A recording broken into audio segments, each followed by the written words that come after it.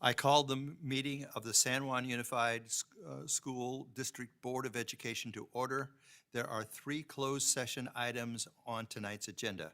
First, student expulsions in 2 cases because of Education Code Section 48918 sub F. Second, collective bargaining members. Discussion with negotiator Daniel Thigpen, Senior Director of Labor Relations, regarding CSEA, Chapter 127, General Operations Support, chauffeurs, Teamsters, Local 150 Transportation, supervisors, teachers, and certificated supervisory units, and regarding non-represented groups, management, and confidential units, according to Government Code Section 54957 sub 6. And finally, number 3, personnel matters under Government Code Section 54957, superintendent's evaluation. We do not have any speaker cards on the closed session items. We will now move into closed session, and we will return to open session at 6:30. I call the meeting of the San Juan Unified School District Board of Education back to order. The meeting is being audio and video. District Board of Education back to order. The meeting is being audio and video recorded, and the recording may capture sounds and images of those attending this meeting. The recording will be posted on the district website. Board meetings are being held in person in the boardroom at the district office, and the public is welcome to attend. Alternatively, the meeting may be viewed on the district's YouTube channel where it is being live streamed. Please stand and join me in the Pledge of Allegiance.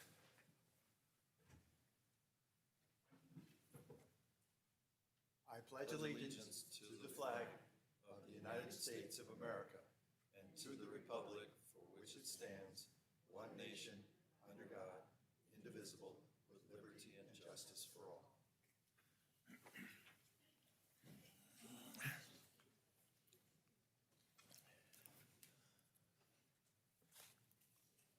Good evening and welcome. I am Michael McKibben, Board President. To my right is Ms. Pam Costa, Board Clerk, and to her right is Mr. Saul Hernandez and Ms. Paula Villasquez, Board Members. To my left is Superintendent Ken Kern, and to his left is Board Administrative Assistant Stephanie Cunningham. Board Vice President Zima Creason is absent due to illness.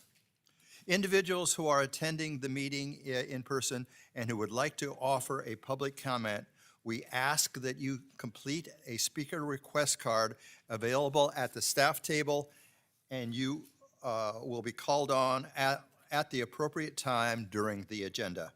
Please note that Board Bylaw 9323 limits visitor comments to 2 minutes per speaker and no more than 30 minutes per single topic. Time will be extended for any speaker who uses an interpreter. Please be aware that public comments, including your name, become part of the public record. We now move to item D, approval of the minutes. Are there any corrections to the minutes? Is there a motion to approve the minutes for May 24th? And moved by Mr. Hernandez, seconded by Ms. Villasquez. It has been moved and seconded. All those in favor signify by saying aye. Those opposed? Any abstentions? I abstain due to absence. The motion passes 3-0 with 1 abstention. We now move to item E1, Staff Board Reports. Mr. Kern. Thank you, President McKibben, members of the board, community members. Tonight we are going to take the opportunity to have a special recognition. And so tonight we are recognizing Ms. Pam Costa for 50 years of service to San Juan Unified School District. So I'd like all of you that showed up tonight in recognition of Pam, the kind of our folks, Josh and your folks, if you'd please stand up.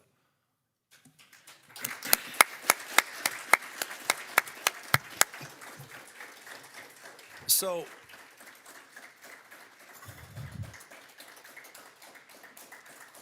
yeah.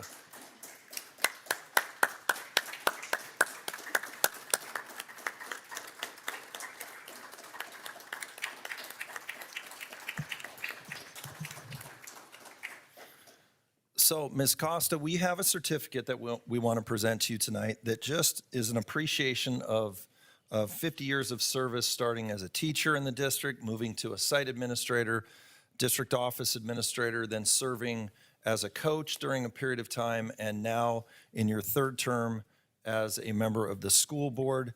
I'm not sure this is a record that's going to be beaten or for a long period of time.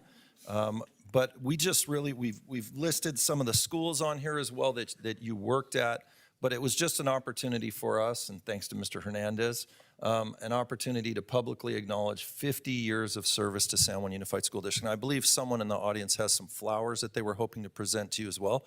If you'd like to bring those up to Ms. Costa at this point.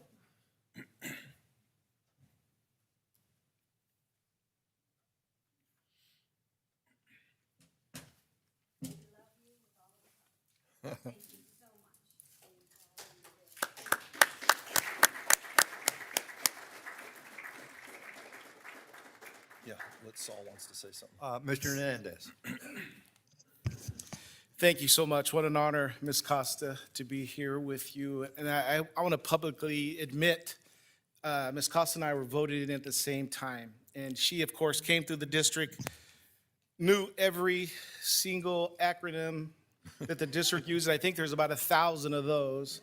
So for the first 2 years, no one knows, but in real, this is truth, I would send a note to Ms. Costa, what is LCAP, and she would explain what LCAP is and who is this. And for 2 years, she has trained me, and thank you for your service to this district, and most of all, the type of person that you are. Thank you so much.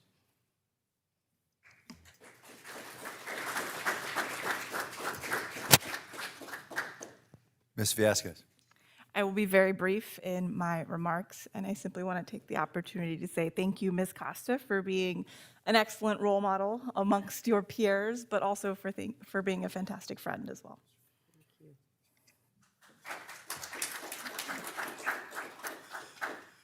I just would add that I came on 2 years later, and indeed, you were indeed my role model on what a great board member is.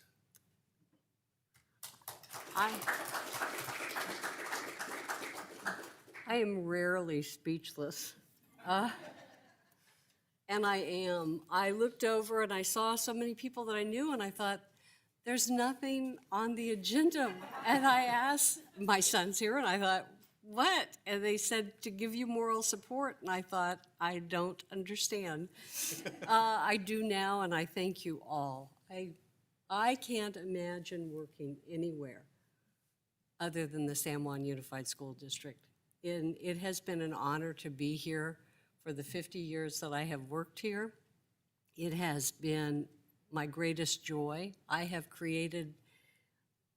my own biological family, but I have a San Juan family that I always know is with me, and it doesn't matter how many years we're apart. When we see each other, there's the same sense of, I'm so grateful that we shared time at a school and had a wonderful opportunity to serve our kids. And I think that's what San Juan is about. There isn't an employee in this district who doesn't serve kids and care about kids, and we are so blessed. And I am so lucky to have been a part of this family for so long. So thank you. And I'm going to keep on doing it. The second item I just wanted to report on is we had our MVP recognition at the Aerospace Museum for our partnerships, our most valuable partnerships. And last Wednesday, we recognized 77 partnerships that we have and provided them with recognition and award. And I just think about how much we've expanded our partnerships over the years and what they bring to the table to help support us. And the interesting thing is how much those partnerships actually expanded during the pandemic. And so it was an outstanding event. Dr. McKibben was there with me, many staff members, but really just talking about the work we do together with those different groups. So it was great.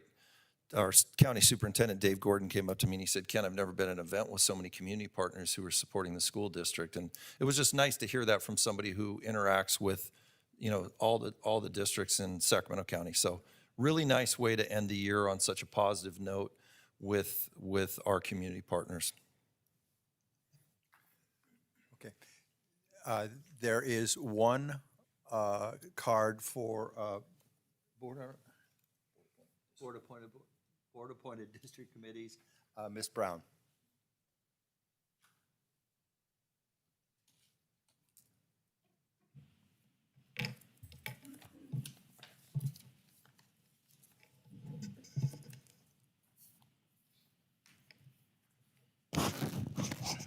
Good evening to everyone in attendance. My name is Kim Brown, and tonight I will share with you some of my backstory as well as my experience on the LCAP PAC. I am currently the LCAP PAC chair. I'll address our annual report, and I'll close. So some of my backstory. I was born in the East Bay, grew up in a single-family home, lived in poverty, and constantly moved from place to place or lived with other people. Both my parents had drug addictions, so by the middle of ninth grade, I had already experienced homelessness, living from foster home to foster home, and attended 10 different high schools, with Mira Loma being one of those high schools. I only attended Mira Loma for one day because the first day I was there was a race riot between black and white students. And the N-word and all other types of words reverberated all throughout those halls. Me and my sister were there, and we left with fear, and our mother never sent us back. So I joined the LCAP PAC with the intention to share my voice to make a difference for this generation and the following generation of students in this district, because I saw room for improvement. Because of my story, I felt many adults failed me from my home life to my school life. And I thought, since I've had some of these experiences, that I could share through a different lens in hopes of making a difference in the outcomes of this generation and other generations. Especially for the students with the greatest disparities, inequities, and needs to help, and in needs in helping to close the achievement gap.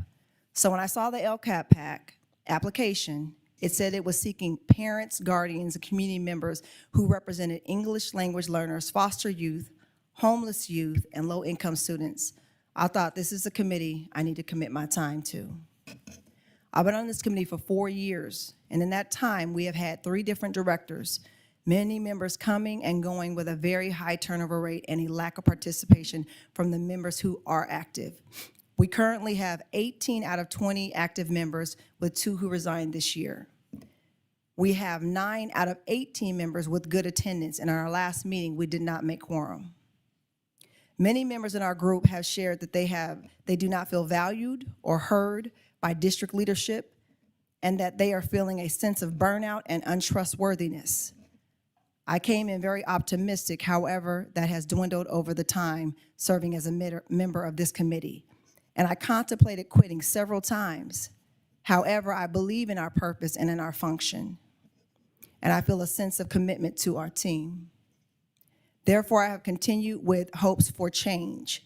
Our committee is looking forward to a future where we do not have a feeling of us and them, meaning parents, community members, and the district. We want to be able to trust the people we are volunteering for to collaborate, cooperate, and to appreciate us. So I spoke to Melissa Bassinelli some time ago, a few weeks ago, kind of concerning some of these things, and Saul Hernandez was also in the meeting and had heard some of these issues and concerns that we had. And so I'm just hoping that as we move forward, that we can truly begin to build a real, genuine relationship with the board. That our LCAP PAC committee does not feel as if it is just a checklist, that it actually feels as if we are doing the work and we're representing our parents and our students to have better outcomes. Because I was one of those students that many teachers, many staff members, that even my parents failed. I have a strong commitment to wanting to see that there's a difference for other students, that they don't fall between the cracks, that they're not left behind, that their voices are heard, and their families as a whole family unit. So I'll move on to our annual report. I'll share with you our committee activities, our work in progress, some foreseen issues, which I just shared one, and a summary of our recommendations and a recommendation for the continuation and modification of our committee.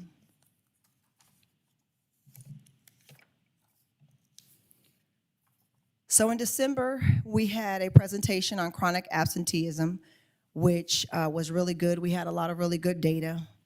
And then in February, we had our mid-year annual update. And in April, we discussed our recommendations. Now, one of the things that has been an issue with our particular committee is that we've requested data over and over and over again, different types of data that could help us to make better recommendations to this board to help our students. And we have yet to get some of that data. And then for some of the data that has been sent over to us, it has been not very detailed. So just very surface type data. When we ask for raw data, such as numbers, we get percentages. And sometimes those can be very misleading. And so I'm just hoping that as we move forward, that we can actually get information that we're requesting, that part of cooperating and collaborating with our committee. Because otherwise, why are we here? Our time is valuable. We don't get paid like the board gets paid. We don't get paid like staff members get paid. We're here because we care. We're here because we want to see a difference. And we're putting in a lot of time, effort, sweat equity, passion. So the next thing is, I'll go over our recommendations. We had made a whole lot of recommendations, but in all honesty, we were limited on our data. So it was really hard to make recommendations we really wanted to make. We wanted to make recommendations surrounding our homeless youth, but there was no data that we received. We wanted to make recommendations on our foster youth, but a lack of data. So what we did come up with is that we would really like to have an ombudsman to promote a healthy and safe learning environment for all students, to enforce the protection of our students and ensure accountability and swift action to ensure students are safe on campus and their rights are protected. Now, I had called over to the district and I had spoken to the safe department. I had called to the safety department and I called to, I forget there's another department where they deal with alcohol, tobacco, and marijuana. And I had asked for information just so that we could try to make a better recommendation. And even there, I was stopped with, you have to go through legal. When I don't understand, if we're both working to do the same exact thing, which is improve the outcomes, why is there so much pushback? Why is there not enough collaborating, working together? Now, I would have to say, I don't extend that to Saul because he has been extremely helpful and we trust him. And we look forward to continuing to work with Saul. So the other thing in our recommendation was we wanted to be provided with funding, training, workshops, the communication tools, and incentives for retention. I had simply asked at one point to our staff members, can we get $25 or can you pay for $25 so that we can use a technology that would help to make our communication better within our committee? And we couldn't even get that from this district. And to me, that's a shame, because it would have helped us to be able to communicate with each other much better than we have. So I put my hands up and said, okay, well then I'm done. This makes no sense. But it was a lot of encouragement from the rest of our team members that said, okay, let me just keep going. Let me keep pushing. So you have all of our recommendations. We also have another one that we had requested last year, and it was to have a student on the board. And so we're breaking that recommendation again this year. We would love to have a student on our board, the San Juan Unified School District Board. And so in closing, I quote from our former President, Barack Obama: "If you're walking down the right path and you're willing to keep walking, eventually you'll make progress." And I'm really hoping that that's what we do together. Thank you for your time and your consideration.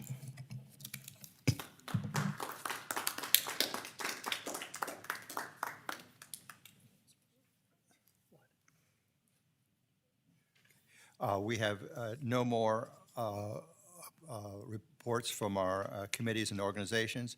We move to closed session, expulsion actions. We are at item E5. Ms. Costa. The board voted unanimously to accept a hearing panel's recommendation of one expulsion in case number S53 and to accept as written one stipulated suspended expulsion in case number S59.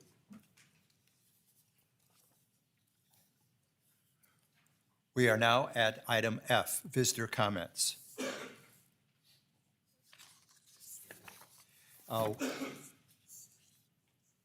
We do have speaker cards filled out, and we will go to visitor comments.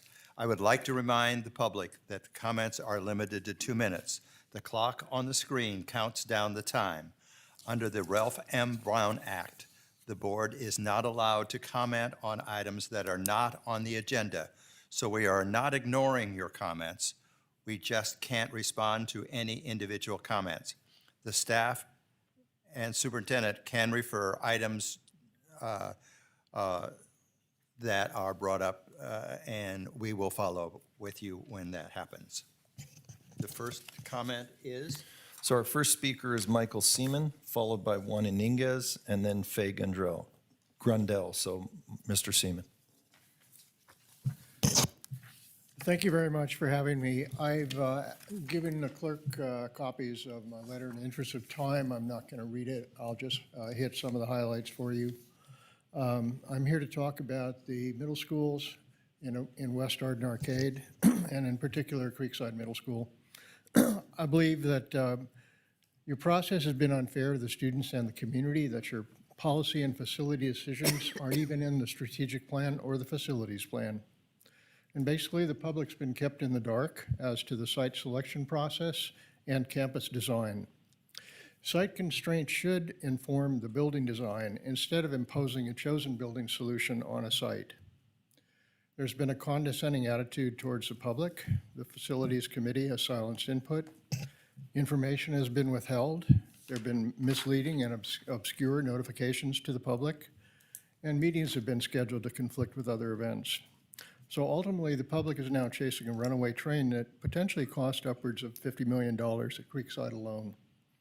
If your board is truly interested in what the community has to say about the proposals to have 3 middle schools within 3 miles to handle what your staff calls a temporary bulge in the middle school population, you would, number one, pause the process to genuinely listen to public input and respond to the input in a way that creates a win-win environment for everyone rather than the win-lose situation that seems to be emerging. Thank you.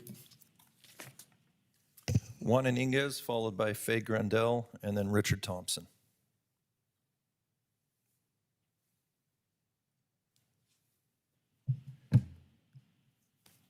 Good evening. Just by coincidence, I applaud both of the previous speakers. Your message was well received. We'd like to speak today about the proposal for the current Katherine Johnson Middle School to the Creekside site. I've got a number of questions and observations. It seems to me, as was stated earlier, that you're selectively going through the motions of seeking community input, but at the same time racing to build the new school. There are important traffic, logistical, and environmental issues to resolve. One simply needs to take a tour of the proposed site and neighborhood to realize that such issues should not be cavalierly dismissed as NIMBYism. I am most concerned about the impact this proposal will have on the diverse students and families at the current Katherine Johnson site. Apparently, the school district asked current families if they would prefer to relocate the school. However, it's not clear to me that they or the fifth grade students and their families that will be impacted by the move have been informed and consulted regarding this proposal. Have you notified these people of the community meeting this Thursday? Has the district thought through the transportation and safety issues the move will entail for these students and families? Many families from the current site do not have the resources or time to drive their students to the new site or to two other existing sites under consideration as attendance alternatives. Does the district realize that it's a 2-mile walk from the current site to the proposed new site? Students will be asked to traverse such major thoroughfares as Fulton, El Camino, and Alta Arden. Some of the thoroughfares, such as Alta Arden, do not have completed sidewalks. Would you be willing to imperil the safety of your children by having them walk on Alta Arden every day? It seems to me that you need to slow down.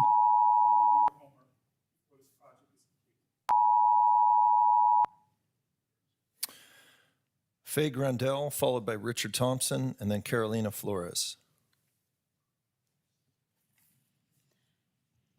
Hello, my name is Faye Grundle, and some of you may know that I'm a transitional kindergarten teacher at Thomas Edison Language Institute, and my previous current assignment, I was the teacher librarian at Del Campo High School.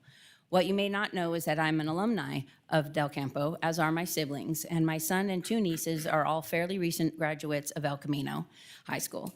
My parents still live in the house they purchased in 1984 when my father's final duty station was to be here in Sacramento. I share this background so that you all know that my roots in San Juan Unified are both long-term and current. I thought when I got back to in-person learning, I'd feel better, but the recently completed school year has been different in a whole new way than the previous school year was different, and it may not be for the reasons you would expect. I knew I would be dealing with masks, especially challenging when you teach the youngest learners who really benefit from seeing facial expressions and being able to see your mouth. And I knew I'd be dealing with hand washing, nose blowing, and coughing into elbows because, well, that's what we normally do anyway. What I didn't expect to be dealing with is furniture changes, especially ones that I had no input on, or the ability to decline, or the expectation that I pack up my classroom on my own time while still teaching day to day. I speak for many of my colleagues when I say this situation has been handled very poorly, with little to no communication and expending thousands, if not hundreds of thousands of dollars unnecessarily. Thus far, I have received new student desks and chairs, and my site is to receive additional furniture this summer, again, without any input from myself or anyone at my site, such as bookcases, easels, kidney-shaped tables, etc. Myself and many other teachers have spent far more than 6 hours packing up our classrooms after being told that everything that is not built in will be removed and dumped in the landfill. All for what? To create rooms that all look alike so that no matter what classroom or what school site a child in San Juan goes to, they will feel at home? Rooms that look exactly alike with no personality is not what makes a classroom feel like home. Ms. Richard Thompson, followed by Carolina Flores, and then Tom Nelson. Good evening, and thank you very much for allowing me the opportunity to speak. I'm here to speak about Creekside School. I grew up in the neighborhood of Creekside School and attended there for essentially all but the last few months of my 6th grade. I know the neighborhood well, and although I was gone for a few decades, care for my mother brought me back here, and I'm back in the neighborhood. And I'm one who uses that facility twice a day to walk my dog, which I really appreciate. And so there's really 3 things I'm going to be very quickly about, if I could do this impromptu. And number 1 is a safety issue. If you're really concerned about the safety of the kids and civilians and the parents that go back and forth to this project you're proposing, I suggest you really take a strong look and walk those neighborhoods yourself personally, if you care. Number 2, oh, and by the way, at the Rich Desmond outreach meeting, your representative stated that the safety folks come in after the project is completed to mitigate any risk. That doesn't sound very logical to me. Number 2 is the common wheel of the facility by neighbors and people of all races and social economic statuses throughout the area. From sunup to sundown, that place is being utilized in a very, very familiar, as in family, and individual recreation and mental health space. Number 3 is the cost. Your proposed budget apparently is $50 million for this project. When it's all said and done, I wonder how it'll turn out. And as a side note, and I think I made it, my church is continually requesting donations for food and jackets and other supplies for people, for example, at Dyer Kelly. That's where some of the money might be better applied to. You could remodel Creekside and have a beautiful facility for maybe many less students, and everybody will be happy, safe, and educated. Thank you so much. Carolina Flores, followed by Tom Nelson.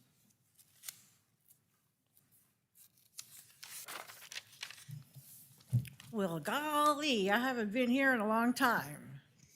I'm going to start with Spanish. ¿Por qué van a mover estos niños de Encanto Middle School a un lugar que es fuera de la residencia donde viven? Esos niños están muy chiquitos, muy jóvenes para andar caminando esas 2 niñas a la escuela. ¿A quién ustedes notificaron que iban a cambiar, que iban a construir una nueva escuela, que iban a sacarlos de 6 al 8º grado y moverlos allá?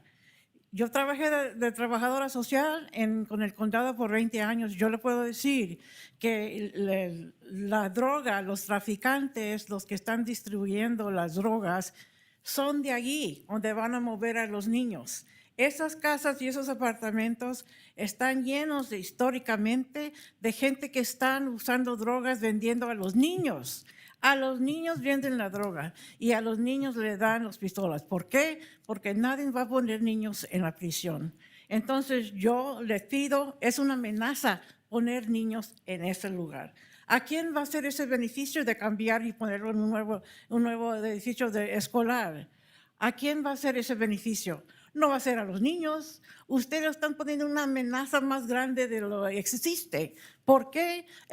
Los traficantes son muy poderosos y ustedes están maniando ahí las abejas que existen en ese barrio. Yo les pido que vayan a considerar, pongan una escuela en West Arden Arcade donde vive la gente pobre.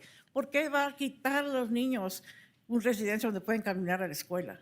Es imposible que ustedes piensen que la Constitución nos dice proteger los residentes de California. La Constitución de California dice protegen los residentes. No dice que son ciudadanos, no dice que nada. Tienen que proteger los niños, las familias residentes de California. Okay, that's my Spanish. Let me do it in English. I was looking at the performance of the Encina Middle School, and it's just a horrible, horrible performance. I mean, they're at 3% math. They scored 10% in reading proficiency. And it's just incredible that it's that low. That is a failure. Has anyone seen this failure in this school? I mean, over 1,000 students can't even score within the basic education level.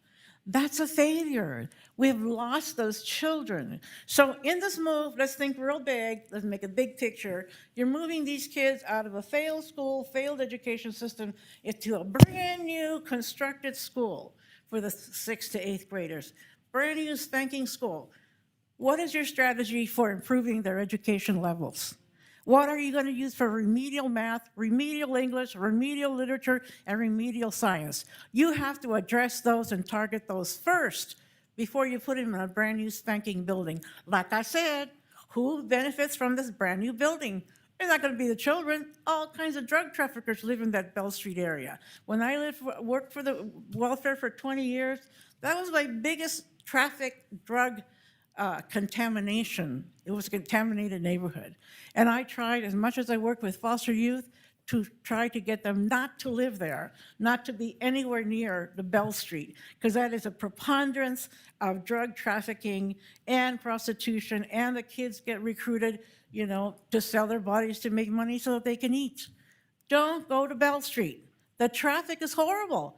Why would you put more kids in the Bell Street when the traffic is already bad? I suggest that you provide bus with no charge to the poor, impoverished community. They don't have the money to pay for the transportation for the kids to go out of the area. You have to provide that. You have to budget it, and I want to see a per pupil spending. How much is your basic formula for spending on each of the schools? Thank you very much.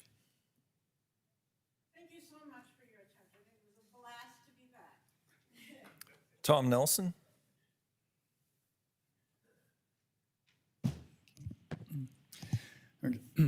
I applaud the board for informing the Creekside neighborhood of the proposed relocation of Catherine Johnson Middle School. The public has entrusted this school board with governance of our schools. Trust is necessary in relationships. Trust is built with communications. The public loses trust in this school board's governance when important matters are not communicated to families. Catherine Johnson families and the Creekside neighborhood are not the same. Families currently being enrolled at Catherine Johnson Middle School will not be able to complete their middle school experience on the same campus. That will have a significant impact on the school community, on those families, and on those students.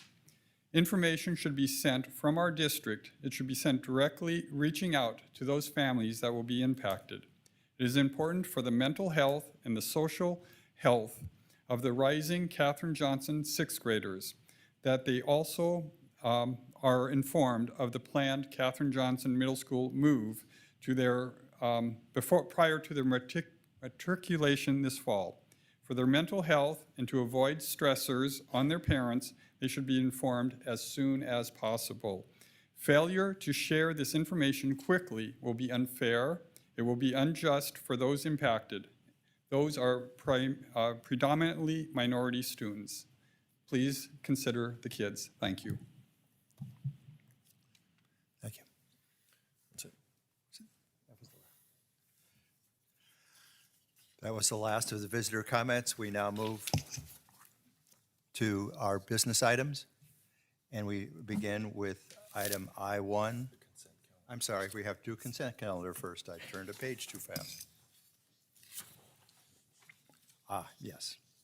We are now at item H, consent calendar continued. Item G13 has been pulled from the I'm sorry. Did I go too far? Okay. All right, here we go.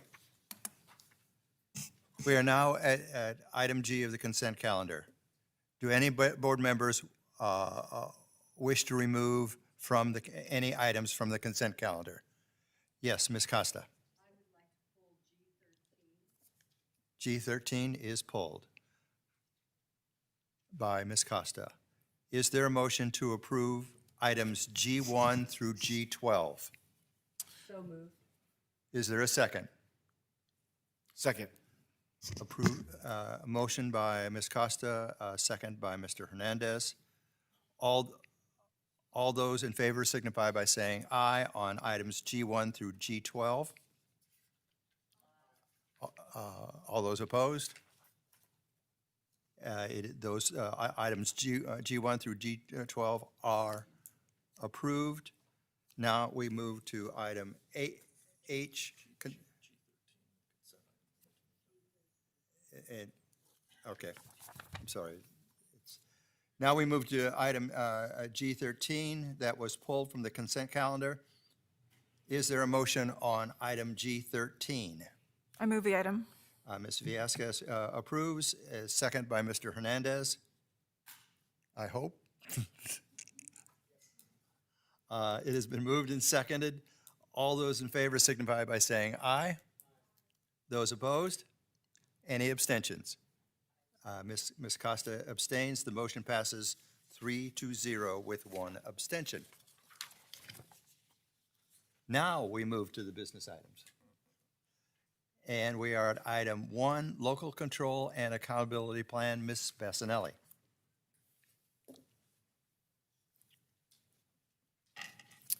Good evening, President McKibben, board members, Superintendent Kern, and Ms. Cunningham. The 2021-2024 Local Control Accountability Plan, also known as the LCAP, is a 3-year plan that supports the continuous improvement of student performance within the 8 state priorities, especially for our historically underrepresented populations with an emphasis on English learner, low-income, and foster youth students. The LCAP is updated yearly based on a review of multiple sources of data that includes input gathered from consulting with our educational partners, state and local data, and practitioner experience and research. The superintendent is recommending that the board hold a public hearing regarding the revisions to the San Juan Unified School District 2021-2024 LCAP. At this time, I would like to invite Dr. Tornatore, Director of Continuous Improvement in LCAP, to provide an overview of the LCAP development process, planned revenues and expenditures, and revisions to actions made based on data and feedback. Thank you.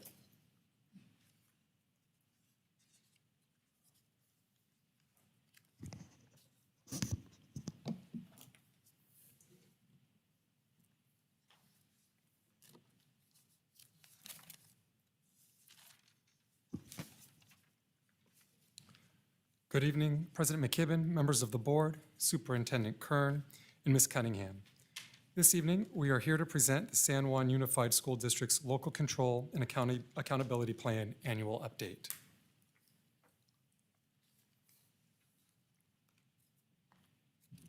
This evening, we will be providing the board with an LCAP overview that will include the requirements associated with adopting the LCAP, educational partner engagement, and the data that helped inform the LCAP, followed by an update on LCAP goals and actions, as well as a budget overview, and lastly, how the LCAP PAC was engaged throughout the year in its development. With equity and continuous improvement at its center, the LCAP is a 3-year plan that addresses state and local priorities. It reflects the needs of all students, especially our historically underrepresented populations, with an emphasis on English learner, low-income, and foster youth students. It describes the goals, actions, services, and expenditures to support positive student outcomes, and it's developed with and includes the perspectives and insights of our educational partners. Now, in June of last year, the board approved and adopted our 2021-24 LCAP, and with the LCAP being a 3-year plan, this means that we just completed year 1 of the 3-year cycle, and this evening, we will be presenting our plan for year 2. To ensure that the core principles of the LCAP are met, Education Code requires steps to ensure that LEAs take prior to adopting the LCAP. And these steps include consulting with our educational partners, presenting the plan to the public, LCAP PAC, and DLAC for review and comment, and presenting the plan at a public hearing of the governing board for adoption. To date, we have completed all the LCAP adoption requirements with the exception of presenting the local indicator data and bringing the LCAP to the board for adoption, which is scheduled for the next board meeting on June 28th. San Juan is committed to ensuring that the voices of students, staff, families, and community members are lifted into the planning, implementation, and reflection process for how students are engaged in learning. Listed here are the educational partner groups, which included students, families, staff, labor groups, and community partners that were engaged in the development of the LCAP and reflect San Juan's diverse community. So what did this process look like? As part of San Juan's continuous improvement efforts, we engaged multiple educational partner groups, including multiple outreach and engagement strategies, in order to maximize participation, differentiate our approach, and lift the voice of our diverse community, specifically those of our historically underrepresented students and families. This included a district-wide thought exchange and climate survey, listening sessions and focus groups, engaging our educational partners in one-on-one, small, and large group settings using multiple forms of communication, including online, in-person, phone, and paper. We then reviewed the educational partner input for common themes within and across educational partner groups. And upon reviewing the input received, several high-level key themes emerged across all 4 goals to address students' academic, social, mental health needs that included increasing staff diversity, recruitment, and retention, providing supports and resources for access to food, shelter, childcare, clothing, and transportation, creating safe spaces for students to develop relationships and build community with peers and staff, increasing mental health supports for staff and students, providing engaging, fun, real-world learning experiences and opportunities focused on life skills, trade skills, science, technology, engineering, arts, and math, and increasing access to programs such as tutoring, credit recovery, career technical education, as well as summer and before and after school programs. So in addition to incorporating the diverse perspectives and insights of our educational partners, we also considered the 8 state priority areas, state and local indicators, and LCAP metrics in the planning of the LCAP.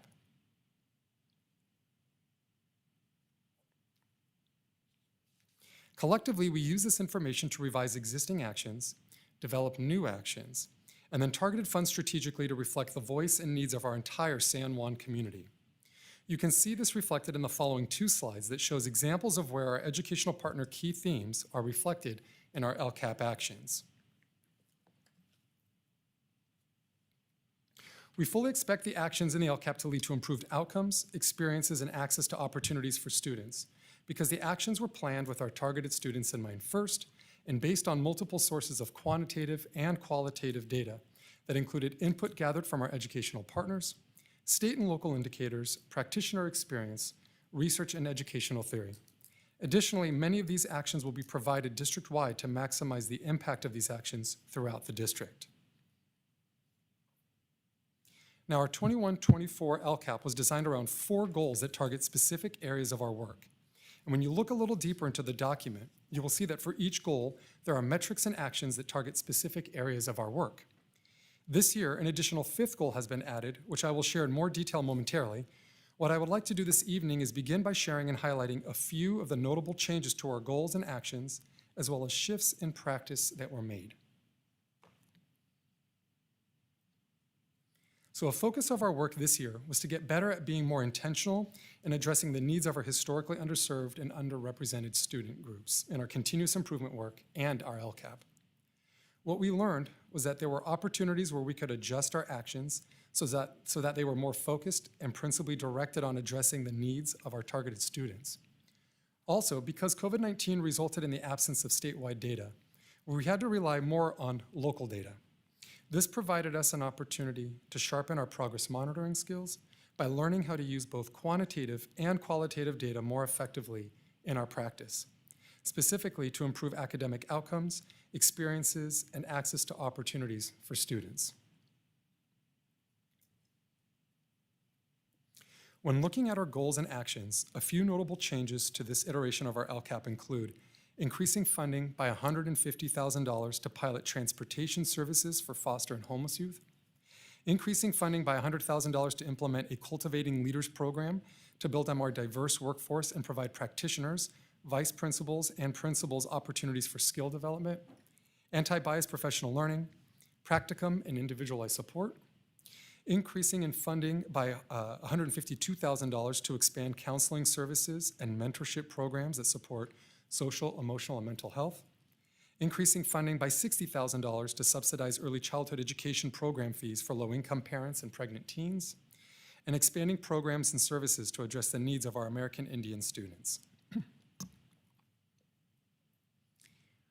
An LEA is eligible for differentiated assistance for 3 or more consecutive years based on the performance of the same student group or groups on the California dashboard. Foster youth and students with disabilities have consistently had low performance levels on the California dashboard, graduation and college and career readiness performance indicators. As a result, San Juan is required to include an additional LCAP goal to outline support for foster youth and students with disabilities that focuses on improving graduation rates and college and career readiness outcomes. This goal includes both new and existing actions. New actions were developed using a continuous improvement process that included forming an improvement team, conducting a causal analysis, and identifying actions to address the identified causes. As a result of this process, we believe that the actions included in this goal will help achieve the outcomes identified in the goal description. Next, I would like to share with you our 2022-23 budget by providing an overview of our projected revenue and expenditures. This first chart shows the total revenue San Juan expects to receive in the coming year from all sources. School districts receive funding from different sources, including state funds under the Local Control Funding Formula, known as LCFF, other state funds, local funds, and federal funds. LCFF funds include a base level of funding, as well as extra funding called supplemental grants, based on the enrollment of low-income, English learner, and foster youth students. The total revenue projected for San Juan is $608,382,820. of which $407,928,509 is LCFF and $38,021,754 is generated based on the enrollment of our low-income, English learner, and foster youth students. The second chart provides an overview of how much San Juan plans to spend for the 2022-23 school year, and how much of our total general fund expenditures are tied to the planned actions and services in the LCAP. San Juan plans to spend $590,995,909 for the 2022-23 school year, and of that amount, $327,869,571 is tied to actions and services in the LCAP. Examples of the type of budgeted expenditures that are not included in the LCAP, but are integral to the district's ability to serve students and families include district and school general operating and housekeeping expenses, routine repair and maintenance, insurance, transportation, instructional materials and resources, COVID-19 related expenditures, special education and other certificated and classified employee salaries and benefits. Now, when comparing the total projected revenue from the previous slide to the total budgeted general fund expenditures shown here, there's a difference of $17,386,911, and this fund balance represents required reserves for economic uncertainties, multi-year one-time grants, and committed funds.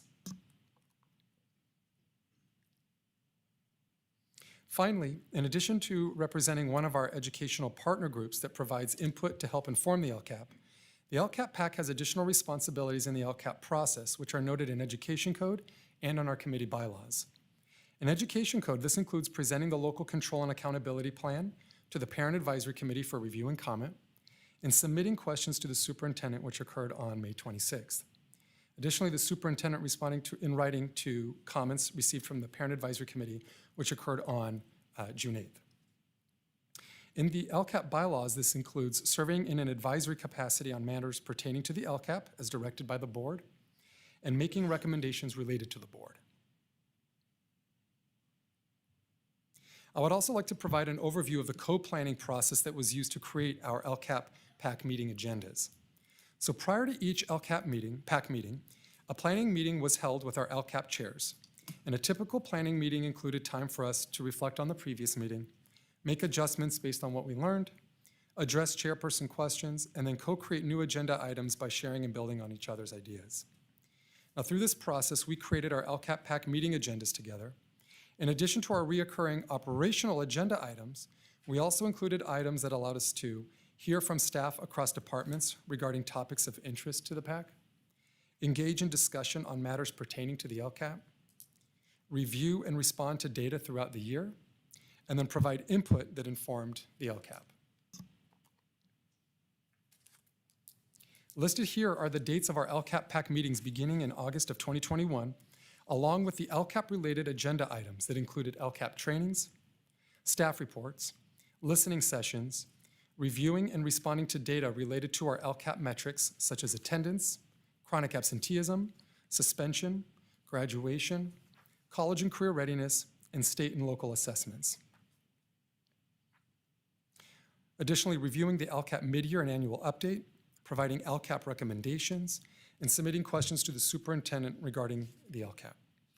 Now, in total, we have had quorum for 9 out of 10 LCAP meetings to date. At our last meeting on May 26th, we had a total of 5 PAC members attend who provided additional recommendations and questions for the superintendent. And a prioritized list of recommendations was provided by the PAC chairs on June 1st based on meetings held by PAC members outside of our regularly scheduled LCAP PAC meetings, which is included in Attachment E.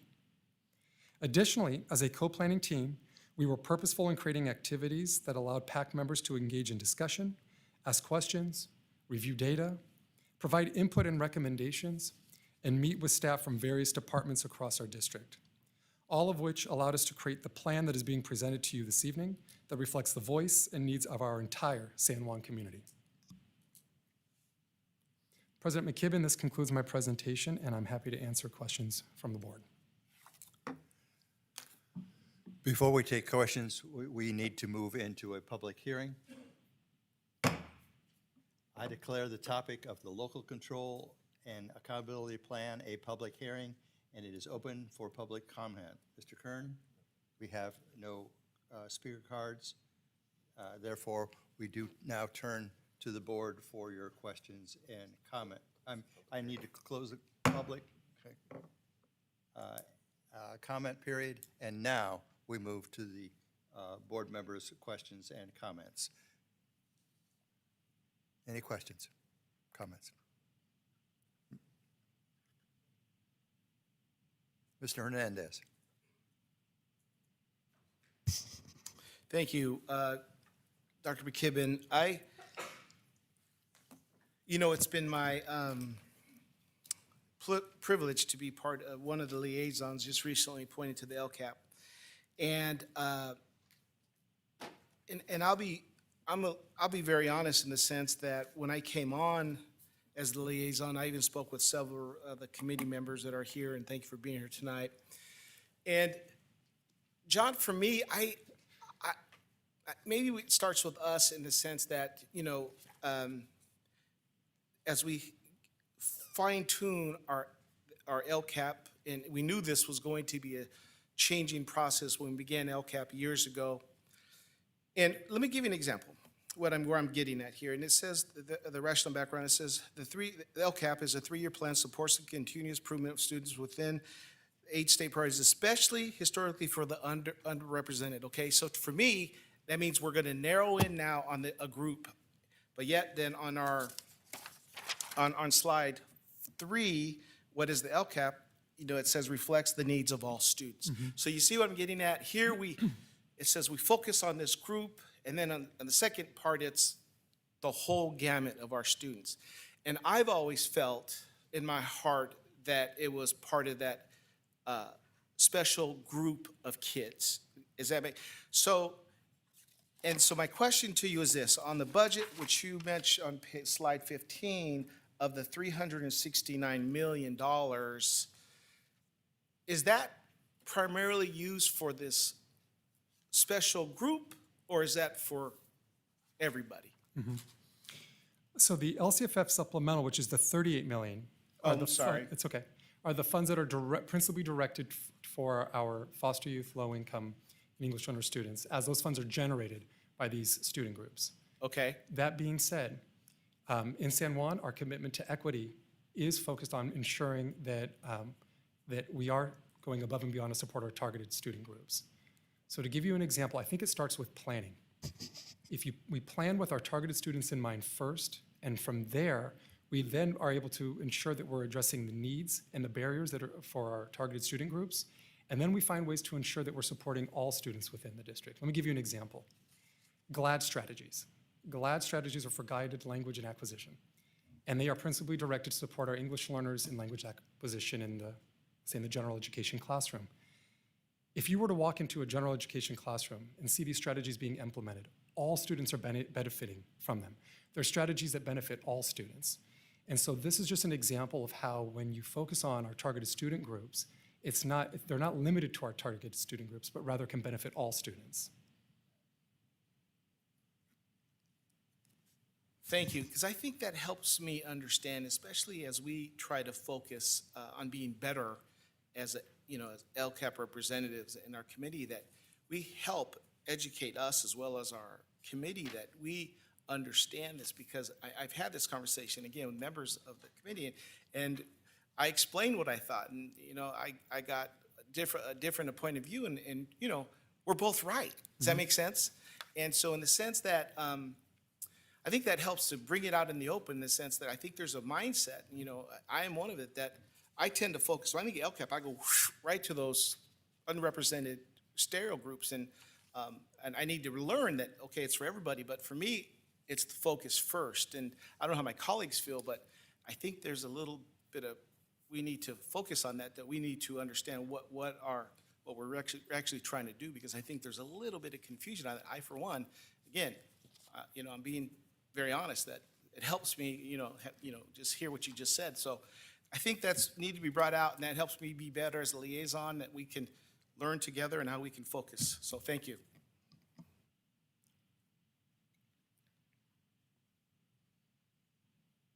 Are there any other questions? Ms. Costa.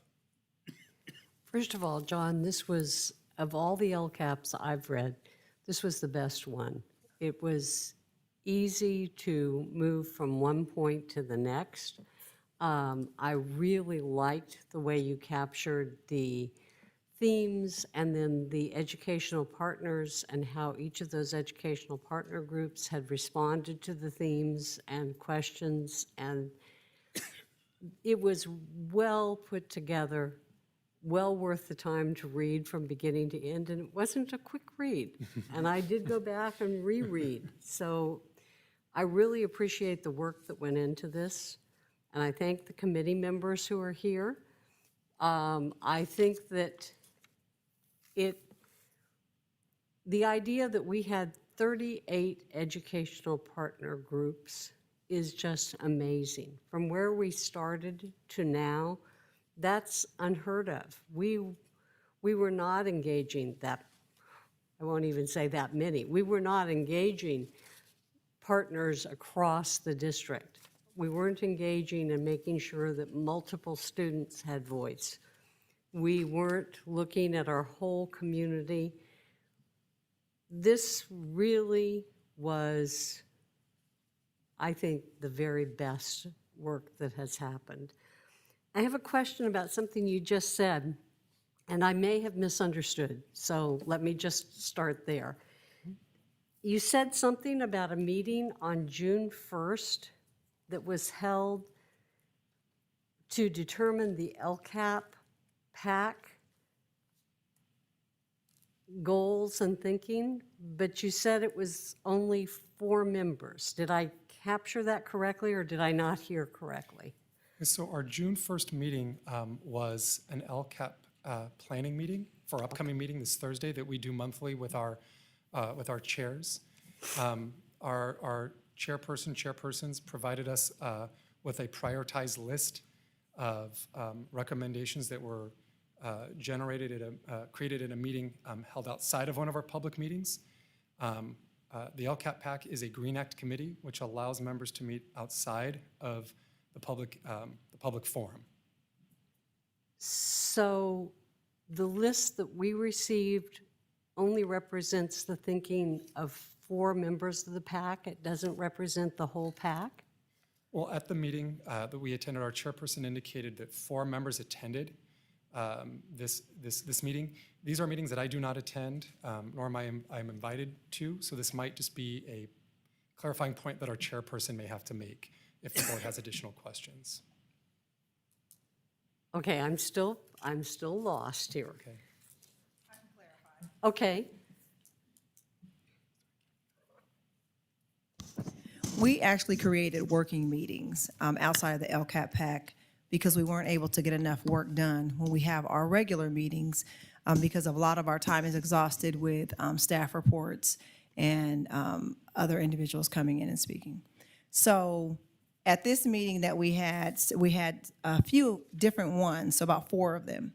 And so we got input from different members at all of them. And we sent, and everything that was represented was from every single LCAP PAC member. Everything that was sent over was from all 18 members over a time period. So a very long time period. We accumulated all of these different recommendations, and then we narrowed them down. So nothing was added that was not there with all of our PAC members having knowledge. But Does that clarify? The PAC never met with that list and voted for that list, is what you're saying? No.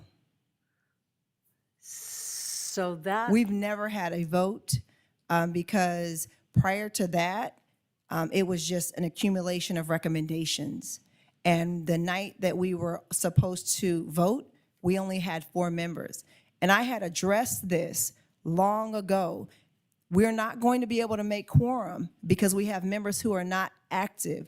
Who are actively participating. They're active members, but they're not actively participating. And I asked over and over, can you speak to them?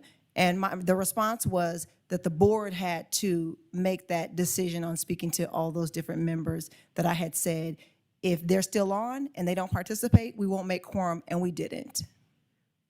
But I thought John, that you said all but one meeting had a quorum. Correct. Did I miss? And did I that was the meeting where we were supposed to make the recommendations and vote on them. So at all the other previous meetings, there was a quorum. At the last meeting, there Yes, was. and we were barely making quorum. So in a few of our different meetings, we had to wait till the end of the meeting until more members showed up to even make quorum. And that's a shame. And that was addressed over and over and over again. And I guess for me, going back to the conversation we had, it brings back why I think we need to have board-appointed members to the LCAP PAC so that it is under a Brown Act instead of Green Act, where meetings can be held that aren't held as a whole group. So just, I need to be transparent in my thinking to my fellow board members that I'm very concerned that the list is a reflection of not the entire LCAP PAC. So that's a concern. But thank you for. And I'd like to say this as well, is that currently, from our understanding, because we don't find these members and we don't do the interview process, and we are not the ones who appoint them or tell them that, yes, they can be on this committee. From my understanding, it is the board, per our bylaws, that does that.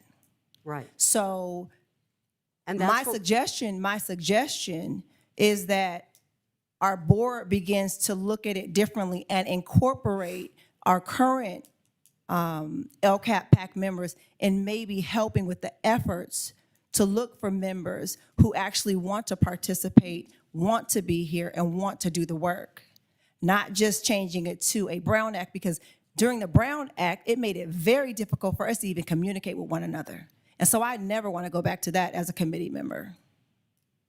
and the board operates under the Brown Act. Correct, but our committee doesn't. Right. And that has allowed us, because we're not policymaking, we're just giving recommendations. So we should be able to have access and time and availability to be able to speak with one another, share comments, share ideas, and not be limited to the Brown Act. Since we're not policymaking, we're only making recommendations, and we'd like to be able to make the best recommendations to this board without being limited. Thank you. Thank you.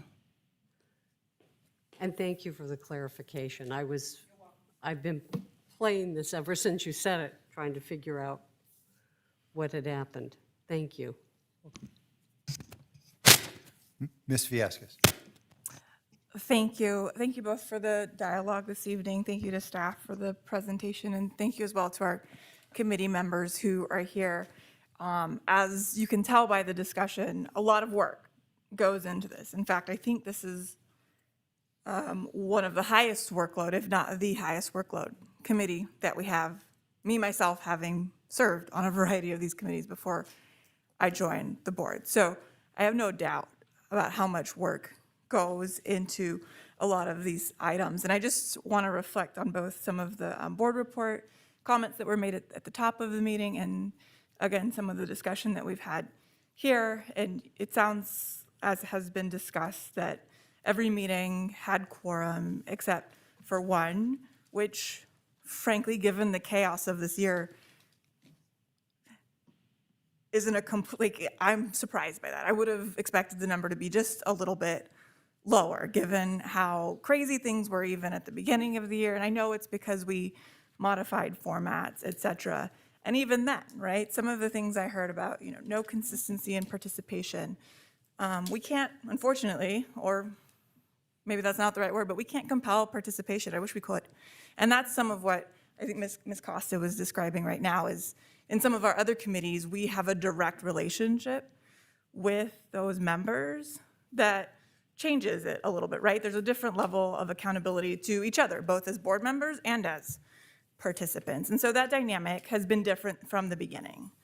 And I do want to speak a little bit to how we do select them. And it's a blind selection process, because we want to make sure that it is, there's no, as little bias built into it as possible, and that we have the representation. Unfortunately, that means sometimes folks don't give us full participation, which is, certainly a design flaw, not something that I think we wish was the case by any means.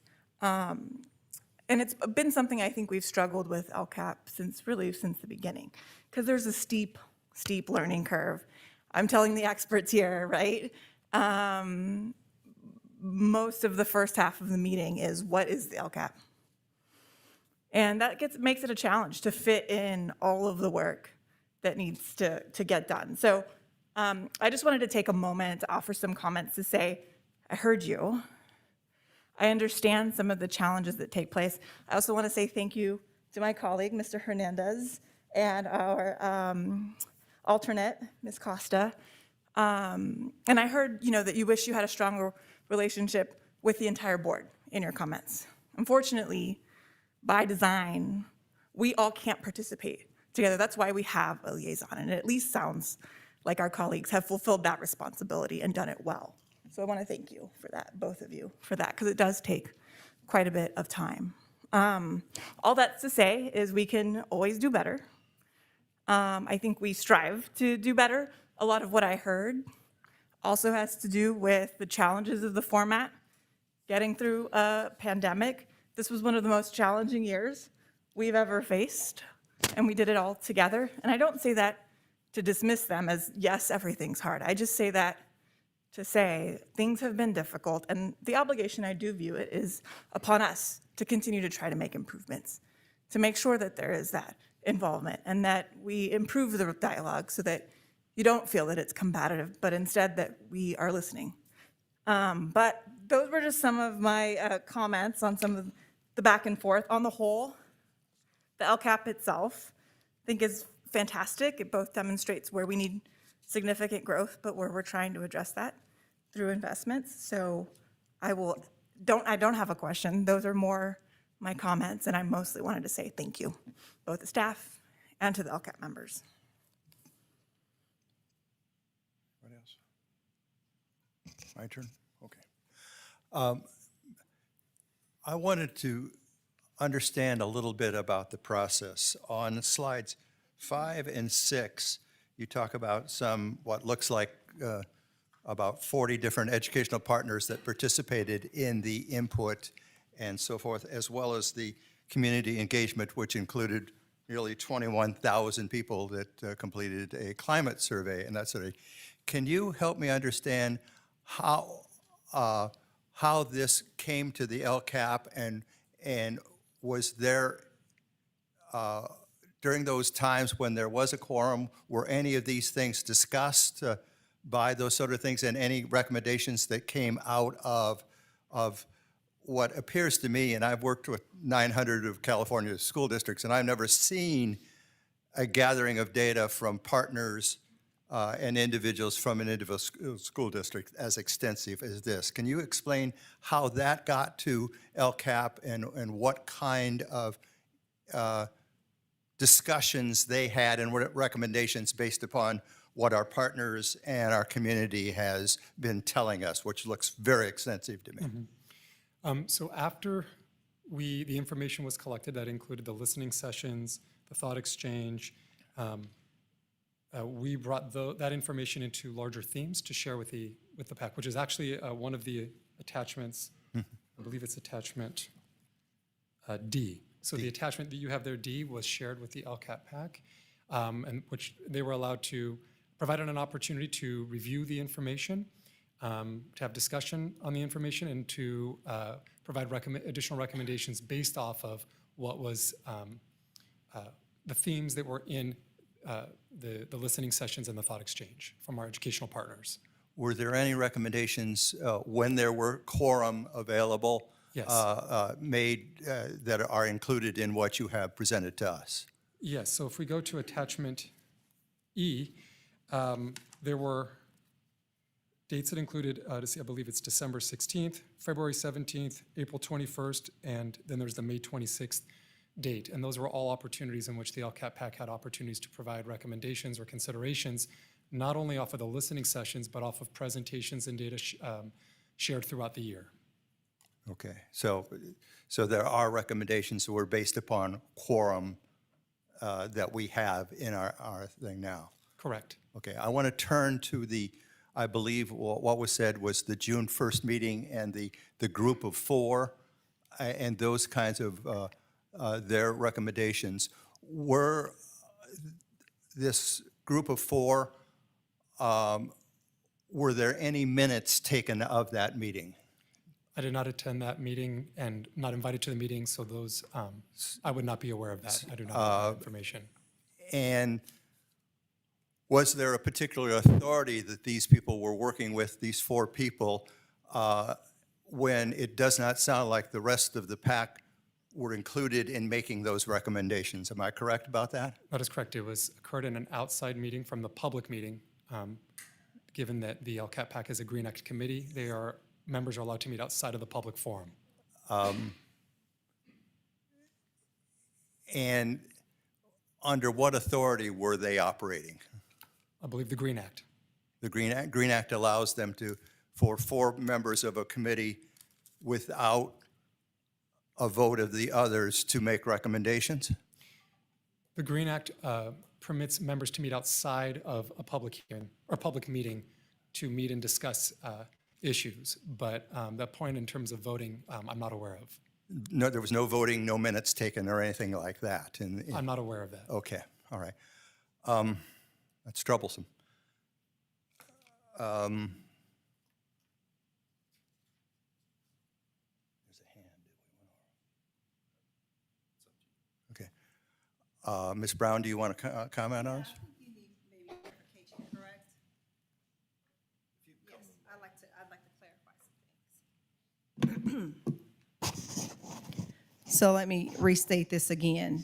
So in every meeting that we've had thus far, including the June 1st meeting, we have made recommendations at every single meeting we've had, everyone with quorum, and even the one we had without quorum. We've made recommendations. We have never voted on any of those recommendations thus far at any of those meetings. And the meetings that you're referring to are working meetings, were meetings that we held because we never had time to have discussion about a lot of the different recommendations we were intending to make. And there was not just four of us in these meetings. We had four different meetings, and at each of the meetings, there were typically four different people. So there were additional committee members within those meetings, but different members at different times, and it was four of them. And we never voted on anything. We were asked to submit what our entire team, which is every single thing we've done from the beginning of the year until now, were all those recommendations clumped into one. And all we did was try to prioritize which ones, so that you wouldn't have this long, long list of recommendations.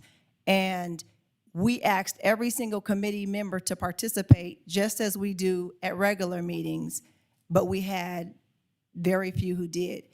We had a whole lot of committee members that participated online with a form that I had sent out to all of them, but they didn't show up for the meetings. Does that clarify for you? No. It doesn't. Okay, so let me see if I can say it a different way. We've had our regular scheduled meetings, and then we have working meetings. Because we're under the Green Act, we're able to have any type of meetings at any time that we'd like and to share information with one another. All of the information that you received today as far as our recommendations, those were made out during the duration of our meetings. There was nothing new. We didn't add anything new to those recommendations. Does that help, Mr. McKibben? Okay. I'm just disturbed and worrying very much about the authority of these meetings. What is it that you're worried about the authority of the meeting? Because I am the LCAP PAC chair. I called the meetings. Can you cite a particular place in your bylaws or a particular place in the law that allows you to have these kinds of meetings where you make Yes. recommendations? Yes, so under the Green Act, it's exactly like the Brown Act. But under the Green Act, you're able to have outside meetings. You can have, they are considered synchronous meetings. So you can have them whether it's a text, whether it's a email, whether it's in person, whether it's on Zoom. You can have any meetings at any time with anyone under the Green Act, and that's what we're under.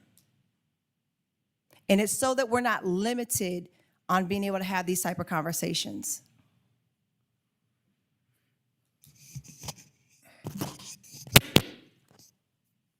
Thank you. Mr. Nelson? I would, there seems to be concern about us operating in a way that, or a perception that we were operating in a way that was that would be different than if we were underneath the Brown Act. When we were underneath the Brown Act, we also had meetings, and it is not, even if these meetings, like the June 1st meeting, that would not have been a Brown Act violation even if we were underneath the Brown Act, because it did not constitute a quorum of the committee. We are a committee of typically 20, but 18. So even the meetings where there were only 4 people that were outside, and we previously, when our bylaws said we were a Brown Act committee, we also had subcommittees that met as working group committees that were less than the quorum. So if there is concern that we were doing something that would have been a Brown Act violation, I think you can check with Linda Simlick that she can confirm that, because none of these meetings that were not scheduled through staff constituted a quorum of the committee members. It would not even have been a Brown Act violation if we were still underneath the Brown Act. I hope that may help clarify. Thank you. But didn't I hear that she said that all people were communicated with, which would complete a chain? Under the Green Act, correct. They're allowed, all 18 are allowed to be part of the chain? Yes. Under the Green Okay. All right, Paula.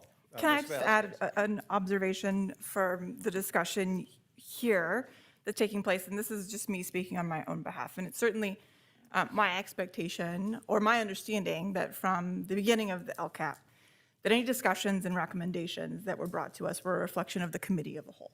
So that's what I think we're seeing back, go back and forth. Now, it does seem that the discussions that took place were permissible within the Green Act. I'm certainly not going to argue otherwise. That doesn't meet my expectations of the LCAP, and I think that's why I want to reflect back on some of the comments Ms. Costa made, that when the appropriate time comes, because that's not meeting at least my original expectation of the LCAP and the recommendations that they make to us as a whole, that it would be appropriate to revisit some of the provisions under which it's constituted. Any further comments from the members? Thank you very much. Thank you.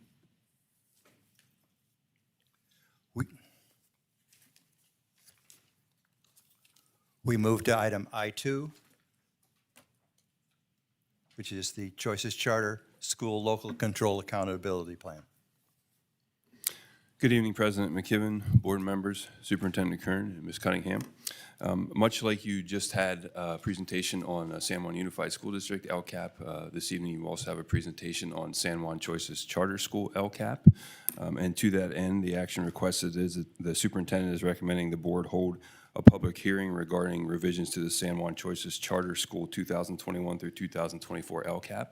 And to do that this evening, I brought along with me Executive Director Tony Otto of San Juan Choices Charter, and he's going to take over from here.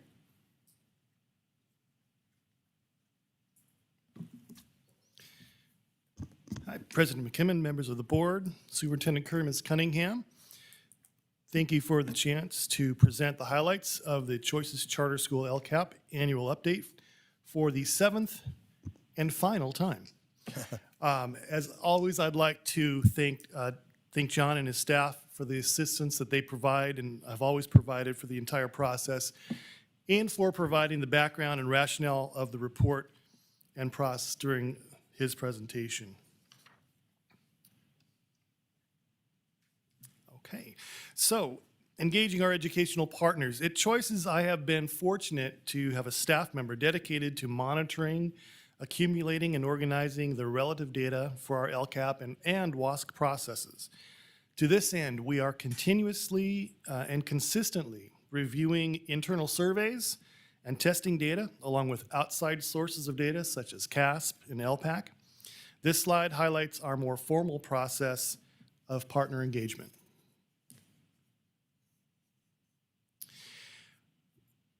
Please know that Choices has been engaged in a continuous improvement cycle for many years. We have used paper surveys, online data collection, post-CASP testing surveys, senior exit surveys, and more to collect many different types of information from different groups. Some key themes that have come out from our continuous improvement cycle, goals for the 22-23 school year. We are looking at expanding mental health support, support for COVID-related issues such as social anxiety and transition to on-campus learning and support. We are looking to expand offerings of electives and activities, increase and pivot the arts offerings. We're looking to increase on-campus activities that were growing pre-COVID, and to expand science lab and equipment. We recently added virtual reality to our science labs, and we're looking to incorporate that more into the instruction. We're always looking for better ways to inform our families regarding how our systems work and how to be better independent study students and parents. Tutoring has been a big push and will continue to be emphasized. We're also looking to bring back programs that went away with our COVID, working within budget constraints, bringing back CTE courses that were lost when a teacher left midterm this fall.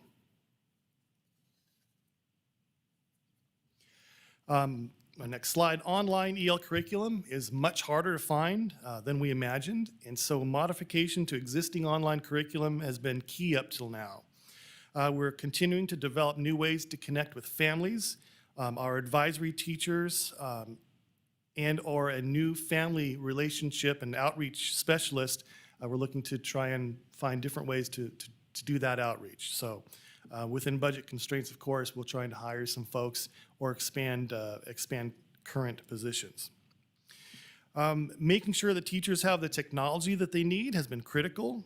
Our new staff have been unaware of curriculum enhancements that are available and making online learning more varied and engaging. And so we'll be focusing next year on internal training from people that have been experienced with some of those supplements to the curriculum and getting everybody else up to speed. Focus areas and goals. AB 130 necessitated offering more engagement opportunities, especially at middle school. No, distance learning and independent study are not the same things, California legislature, but we're doing our best to meet the expectations and be within the laws. If our budget allows, we may be able to bring back our robotics and drone pathway that we are working on. Focus areas, next slide here. Our graduation rate has been steadily climbing since Choices was in CSI after the 2014-2015 school year. And we've increased our graduation rate from that time at 59% to 76.9%. We have also closed the gap, graduation gap with low SES and all students.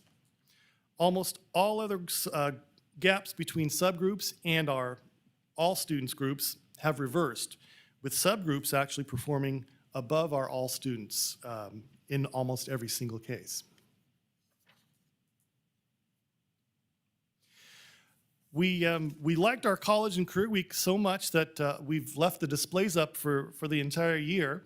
We're really happy to showcase some of our graduates and the colleges and universities they've attended and how they got there. We also have been trying to expand our speakers, and we're looking to bring back some of our on-campus brown bag lunches with career speakers. We've been able to enhance and increase our vertical teaming in departments by using our 2 staff meetings per month to designate 1 meeting per month to departments and the other to whole group or WASC LCAP-related activities. Adding internal assessments, of course, is always a good idea, but was prompted by new laws regarding charter schools and the rechartering process. And so we've brought in iReady as an internal data collection. We started that with we had 2 assessments this year, 1 mid-year and 1 end of year. And we're ready to dive into that with three tests with iReady next year. Breakfast during our CASP testing was marginally successful, but we will be offering full-time breakfast next year through Nutrition Services. As a small school, this kind of comes back to some of the things that John was talking about, but everything we do has an effect on our subgroups because we're just small. So when we prioritize spending to help our subgroups perform and improve, our whole school generally benefits. There's really not too much to say. You look at the numbers, and you guys, you know what the numbers mean.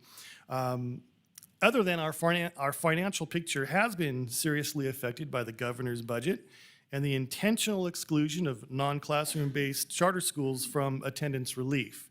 So we're gonna be digging out of a little bit of a hole, but luckily, since over the last 6 or 7 years, we've been able to have a very healthy reserve, and so that has helped us get through a declining enrollment year this year. And with that, I'd open it up. If you have any questions, I can answer for you. Before we go to questions, we will go to a public hearing. Oh, yes.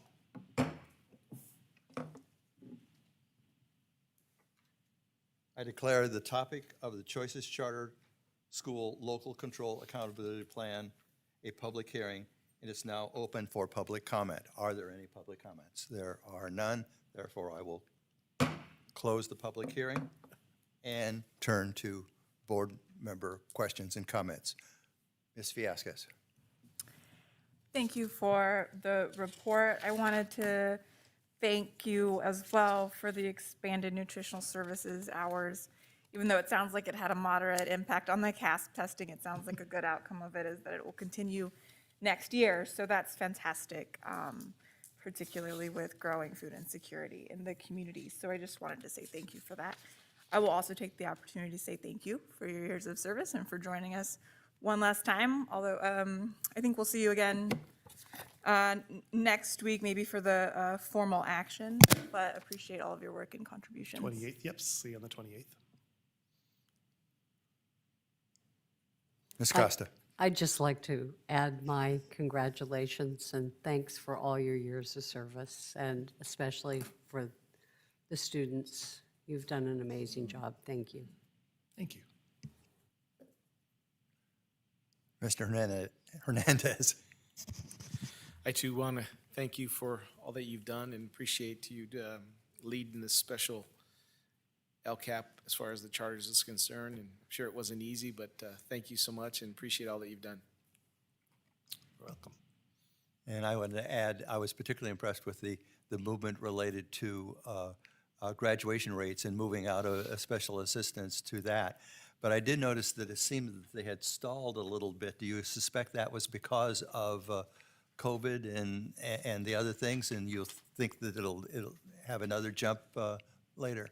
Yeah, COVID had an effect, of course, on everybody, and when you're small, 2 or 3 kids can make a big difference, So, even meeting the 95% participation rate for CASP, for example, when you've got 30 kids in an 8th grade class, and 2 of them don't test, you don't meet your goals. So small schools, scores can really fluctuate. Some years you'll have a really great class, but yeah, I think the COVID just really did have an impact on that. The 130 credits did help get a lot of us through. I think it does along with the traditional schools. And we're working hard to make sure that all of our kids are meeting those graduation requirements. Okay. If there are no further questions, This item, as with item I-1, will come back on the 28th for approval. And thank you very much for all of your work. And indeed, thank you for your years of service to not only Choices Charter, but to the entire school district. I was very pleased that you were honored a few hours ago by your students. Thank you, and thank you for coming to our graduation ceremony this afternoon, Dr. McKibben. We appreciate that. Okay. All right, thank you very much. We move to item I-3, and that is the universal pre-kindergarten update, and Ms. Townsend Snyder will be presenting that. Thank you. Good evening, Board President McKibben, members of the board, Superintendent Kern, and Ms. Cunningham. We're excited to share with you this evening a learning continuum that braids together opportunities in education and experiences for our youngest learners in early learning through third grade. This continuum is known as Universal Pre-K, also called UPK. Tonight, as a part of our presentation, I'm joined by Cassie Bennett and Diana Marshall. Both ladies have been intensely involved in the planning of UPK continuums and the workforce development that we need to support this initiative. On December 17th of 2021, legislation was enacted which required all school districts to build and implement a plan for the Universal Pre-K continuum. As we talk you through our journey this evening, you will hear about our beginnings for implementation in the fall of 22-23. We will share with you the extensive feedback that we received and input from our educational partners, including our labor groups. We will also share with you our focus for planning, the phased-in expansion model, plans for our workforce development, input and feedback received, and finally, next steps as we race into the 22-23 school year. Cassie Bennett, Director of Elementary Education, will now join me at the podium to tell you about this amazing opportunity that will provide our youngest learners access to early learning, which will start them on their educational journey with us here in San Juan. Thank you, Amberly. Research shows that pre-kindergarten learning has long-term positive effects on children, and the pandemic has highlighted the importance of expanded learning opportunities for all students, including our youngest learners. California's Budget Act of 2021 includes investments in early education, which will create new and expanded opportunities to provide equitable learning experiences for all young students. Universal pre-kindergarten implementation will rely on a mixed delivery system, including universal transitional kindergarten, expanded state preschool, and expanded learning opportunities through the leveraging of ELOP dollars. The legislation calls out high-quality early learning programs on a pre-K through third grade continuum, as well as comprehensive support for multilingual learners and students with disabilities. Through a phased-in approach, this initiative will result in universal access to school for all 4-year-old children, regardless of their background, by the 25-26 school year. So there are 5 areas that districts are required to focus on for planning. These plans will be submitted to the CDE this summer as a condition of receiving the grant funds. The 5 areas address programs and models, engagement with the community, developing a diverse workforce and providing robust professional learning, using high-quality aligned instructional materials and assessments, and planning around our needs for facilities to adequately house the expansion of early learning programs. Sacramento County has worked with districts to create a county-wide vision for providing high-quality early learning programs. The vision considers building a strong workforce to effectively serve all students and families, best practices for early learning, engaging families as partners in early education, and connecting with the surrounding early learning care community. This chart demonstrates the phased-in expansion for our transitional kindergarten programs over 5 years. Younger children will become eligible each year, allowing for increased access to TK programs. The hope is that as more 4-year-old children access TK programs, we will have more opportunities to serve 3-year-old children in ECE programs, such as state preschool and Head Start. We heard loud and clear from parent groups that parents would still like to have the opportunity to choose pre-K or TK based on each child's unique needs. which will continue to be choices offered through our enrollment process. The student-to-adult ratio for the 22-23 school year will be 12-1, which means we will be loading classes to a maximum of 24 students with a teacher and an IA. In future years, depending on legislative appropriation, the ratio would move to 10-1, lowering class size to 20 with a teacher and IA. It is estimated that we will need approximately 55 TK teachers and IAs by the 25-26 school year, which is an increase of about 43 teachers and IAs from what we had this year in the 21-22 school year. As mentioned earlier, the legislation requires districts to leverage other funding sources to build high-quality learning opportunities and provide access to 9 hours of daily programming to families who need it. As a result, we have worked with the team that is developing the ELOP plan, which was presented by Dominic Cavello at the May 24th board meeting. This collaboration will make it possible for our youngest learners to access before and after school programs.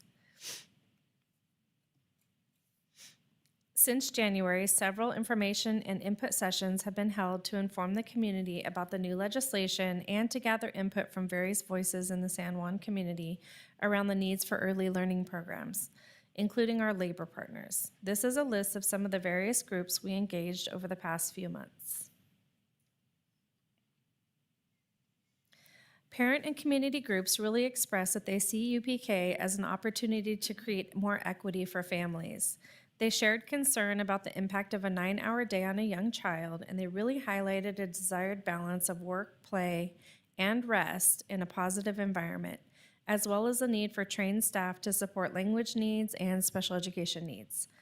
School administrators are excited about being able to provide continuity at their sites for families. They have an interest in learning more about developmentally appropriate practices and having time to engage in collaboration and professional learning. Teachers and staff members from the ECE and TK levels are interested in working on the P3 alignment and integrating PD for practitioners at their levels as well as their administrators. They express the need for appropriate materials and furniture to support play-based learning. All 3 groups express concern about facilities and the need to have appropriate indoor and outdoor spaces for the programs. The ECE division, the elementary division, and Diana Marshall and Human Resources have been working to develop multiple pathways for building a diverse workforce that extends from our graduating seniors to community college students, as well as our own classified and certificated staff who need a combination of a multiple subject credential and 24 ECE units in order to teach TK programs. We have joined a Sacramento County consortium in the application for a workforce development grant. The funding would support the work of recruiting high school graduates and community college students, HR advising for the credentialing requirements, a partnership with Los Rios community colleges to provide needed ECE units for child development permits, and partnerships with Alder, SCOE, and CSUS for teacher credentialing. We already have 12 to 13 practitioners signed up to begin earning their units. The elementary division has also partnered with departments such as ECE, Equity, Professional Learning and Innovation, the EL department, Special Education, and our trauma coordinators to begin developing PD around best practices for supporting early learners. The initial professional learning will be offered to all staff and administrators working with pre-K through kindergarten students, and the goal will be to extend the learning to practitioners up through 3rd grade for greater P3 alignment. So facilities will continue to be an ongoing conversation as we continue to expand early learning programs. We recognize that classroom availability could create tension as we move forward with expanding. See you nodding your head over there. This year, newly added TK classes were placed at the sites that had available classroom space, and we're in the process of building a new TK Kinder complex at Star King and Leggett, which were made possible through bond dollars. Because new buildings are required to meet Title V regulations, these new buildings, as well as the recently built schools such as Dyer Kelly, Del Paso Manor, and Greer, are all Title V compliant. While we are not required to upgrade current buildings to be Title V compliant in terms of square footage and running water, we are committed to make sure existing classrooms have space and materials they need to run a high-quality program. Okay, so in terms of our immediate and ongoing next steps, we will continue to prepare for the 9 new classrooms with furniture, materials, and staffing. Teams are planning professional development and working to build a comprehensive P3 aligned continuum. HR will continue working to ensure our current and future staff meet the credentialing requirements. The ongoing work is going to include partnership with labor groups and the community.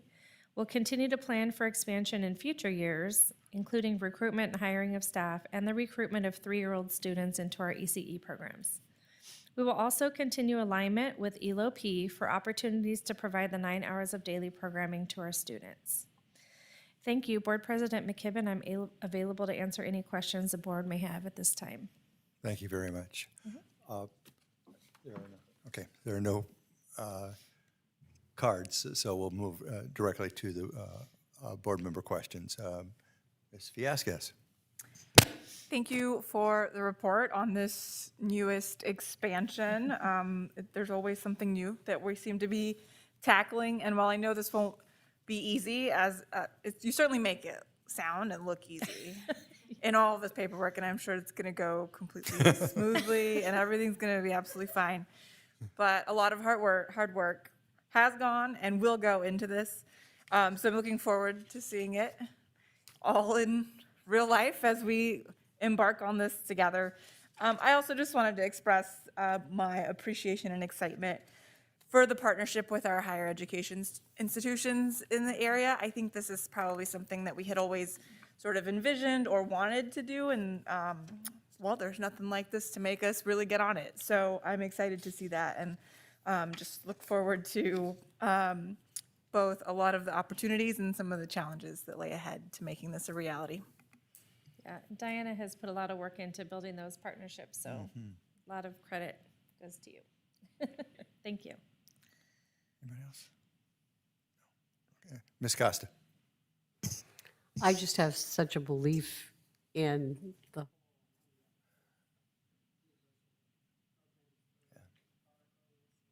so I really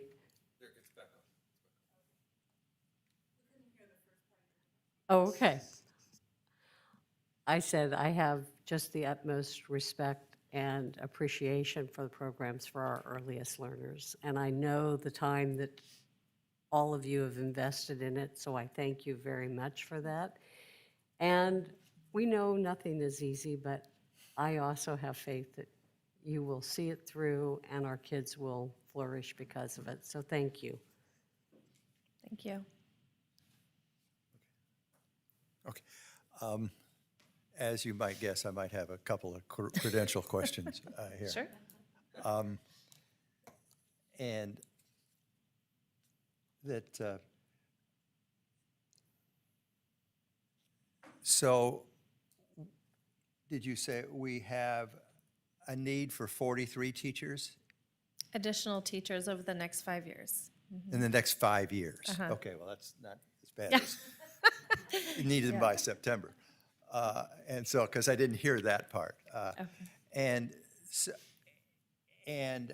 you said we had 12 to 13 signed up for, is this the coursework at ARC that is that sort of thing? So, and you said that you needed 24 ECE units. That's, my math is that's probably 6 or 8 courses. That's correct, sorry.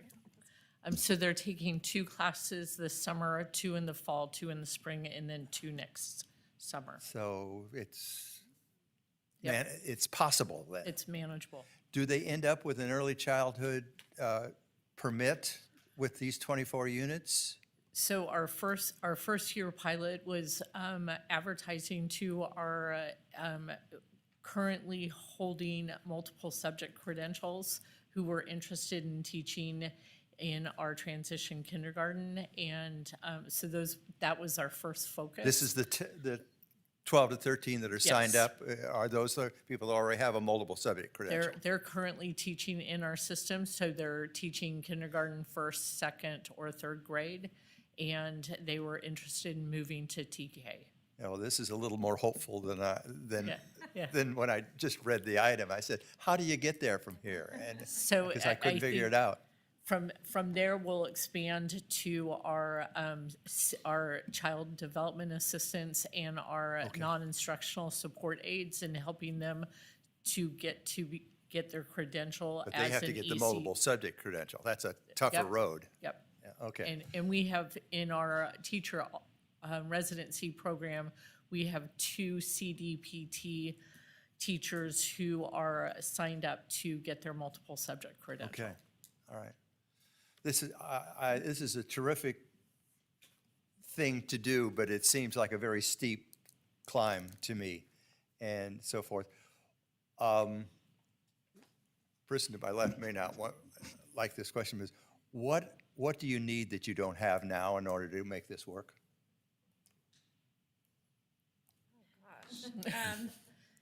Isn't it always time? Yeah. Time? Time and money, right? Time and money, okay.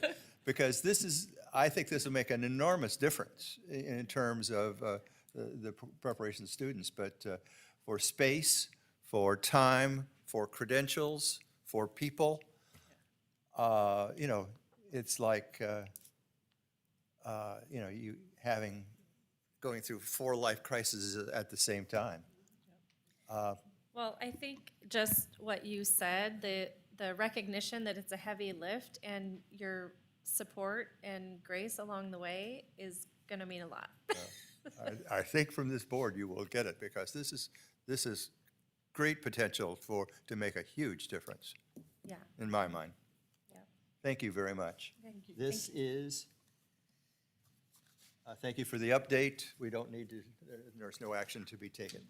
Thank you very much. Thank you. We now move to item 4, Resolution 4023. One of the things I wanted to mention is some of you may have come in late, and if you wanted to speak on this item, you need to fill out a card. I see that some have, but I wanted to make sure that everybody knew that if you wanted to talk on this item, we need to have a card. Mr. Allen. Thank you, President McKibben, members of the board, Superintendent Curran, and Ms. Cunningham. We're pleased to present for your consideration tonight Resolution 4023, affirming San Juan Unified's commitment to prioritizing safe learning environments. The district and our schools have long implemented multiple levels of prevention, intervention, and response to help avoid tragedies like those we see throughout the nation, including just last month in Texas. While no level of preparation can provide an absolute guarantee of security, we continue to do everything we can to provide safe learning environments. Tonight's resolution demonstrates the board's and the district's commitment to action in 4 important areas. The first is in planning and training. We've long executed on planning and training in our district with everything from fire drills and earthquake drills. We had begun to implement active threat on campus drills as the pandemic set upon us. And we've always updated our annual safety plans at each school site every year. Thanks to a federal grant, we also had previously been planning this year to start doing what we call a comprehensive school safety assessment. When we look at a comprehensive safety assessment, it takes what we do in a normal school safety plan and really expands it even further. So we look at the community surrounding a school and what are the hazards and potential safety concerns that are in that community. We look at the path of travel to and from school. We look, of course, at the entry points and access points to a school campus. We look at the safety practices on a campus. We look at the training going on a campus. It really is to provide that full picture and that full context of safety and security, because not a single element really defines safety and security. It really is that full picture. So this grant gives us the opportunity to do that. And tonight's resolution commits us to conducting those on a biannual basis at each and every school campus throughout the district. The second area that tonight's resolution touches on is partnerships. And this is also an area we've long had a history in. Our partnership with local first responders, whether it be the Sacramento Sheriff's Department, Citrus Heights Police Department, our local firefighters, paramedics, and others, has been a long-standing strength of our programs. So we continue to have those in place. But in recent years, we've really focused on expanding those to community partnerships and mental health providers as well, to make sure that all of our students and our staff and our families have access to those resources they need to promote their own safety and promote the safety of others. So we look to continue to grow those efforts as well. The third area tonight's resolution touches on is really to urge our local, state, and federal officials to invest in facilities improvements and those wraparound services that help our schools expand those partnerships and efforts to prevent bullying, harassment, discrimination, and violence in our schools. And finally, tonight's resolution allocates $10 million from our community-approved bonds to be dedicated for the specific purpose of addressing improvements needed to make our campuses safer. This is an important investment that will help address our most pressing issues as determined by our comprehensive safety assessments throughout the district. With that, I'd be happy to answer any questions you have before you consider Resolution 4023. Before we go to board questions and comments, we do have a card on this, Mr. Two cards? No, just remind me. Oh, and please note that we have a 2-minute limit on individuals, and the time will be counted both on the podium and in the clock. And the Our first speaker is, and I hope I don't get your last name too wrong, but Colonel Robert Kelties.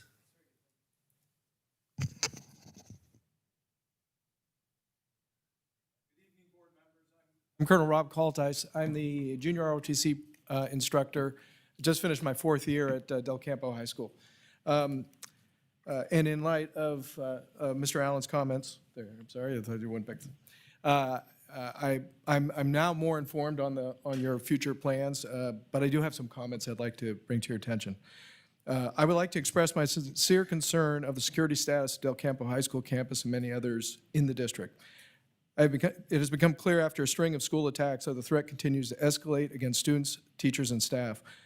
The approach that would be most effective would be layered and prioritized. The first step is clearly controlling access. There are measures and modifications that could be made to schools that were designed before this threat was so pervasive. Many of them would require relatively little in capital investment. Others will require commitment of resources, but could be justified in future planning budgets. Additional risk mitigation measures would focus on revision and reinforcement of school policies. Dedicated training for students and teachers in coordination with local law enforcement for an active shooter scenario is essential. Staff adherence to access point security and monitoring is critical. Notification systems need to be simplified and universal. Most experts realize that early detection and counseling are also focal points. This would also layer into the overall posture. We cannot achieve the objective of safety without first providing for campus security. One cannot come before the other. We need to take school campuses off the list of soft targets for those with evil agendas. This matter cannot be mired down in political discussion, and if we delay or do little, we all own responsibility in that next tragedy. Now, I think the simple fact is that we can take some measures. There's a lot of opportunity here for risk assessment. That I get.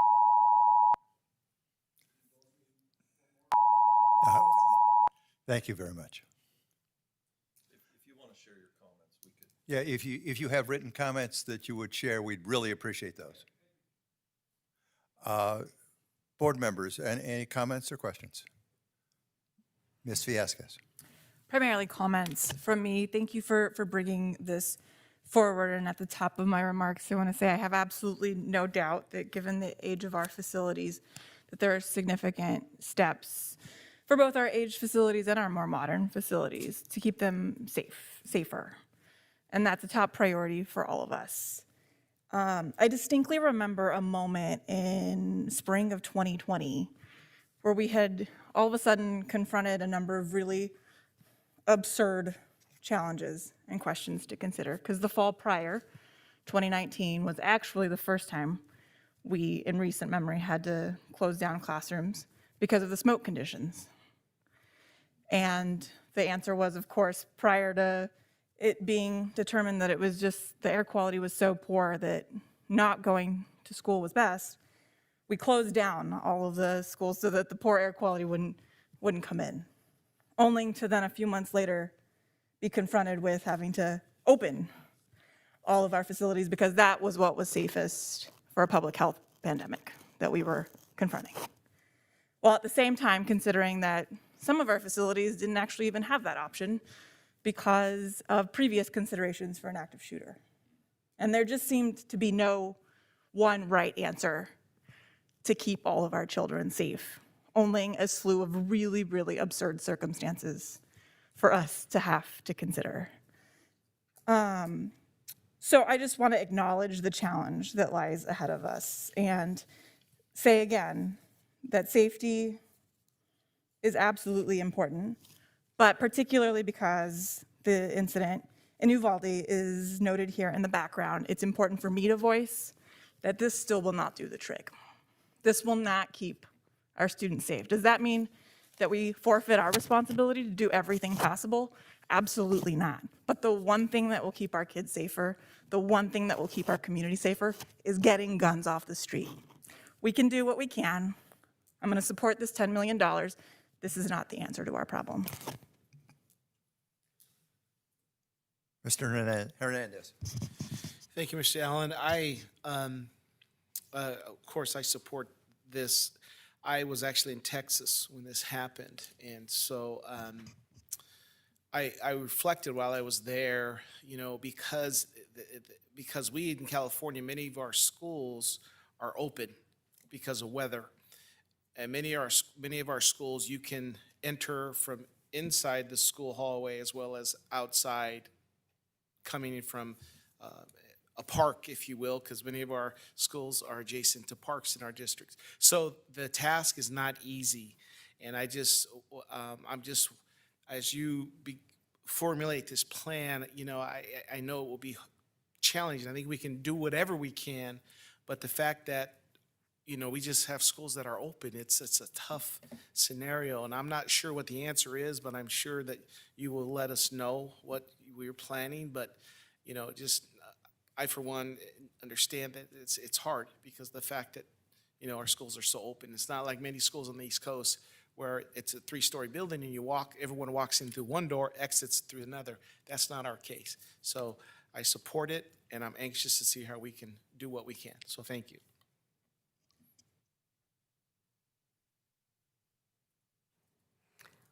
I really appreciate everything that's in the resolution, and I do understand that, I won't say this is a hopeless task, but that there is not a solution, no matter what, that is going to be able to, I could say to a parent, your child's 100% safe. But I do believe that the steps you're putting in place make our kids safer, and I appreciate that. And I have great faith in the work that you've done so far. I also know that San Juan has done safety drills for as long as I was part of the district, and that wasn't true everywhere. And I think our staffs really got very good at knowing responses and training kids without terrifying kids of what to do in situations. I remember having what I called big dog drills with the kids because the kindergartners got scared over anything other than that. And so that was a way to teach them that when a certain bell went off, you went into the classroom and you locked all the doors. And the kids always talked about that as, we do that because we don't want anybody like that big dog to get in. So this is a long response to, I really appreciate the thought that went into this resolution. I really think that as we go, we are unfortunately learning far too much about keeping kids safe when it is truly an impossible task. So thank you for your work on this.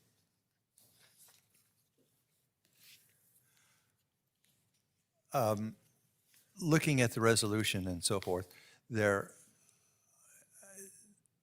it looks like there are a number of different things that are very, besides laying out the facts and data that are there, that is it, in terms of what the preliminary thoughts are, is most of the dollars going to be spent in those aging school facilities that were built in the 50s and 60s and that sort of thing that are more open than others? What is your thought in terms of the scaling of this in terms of what we can do?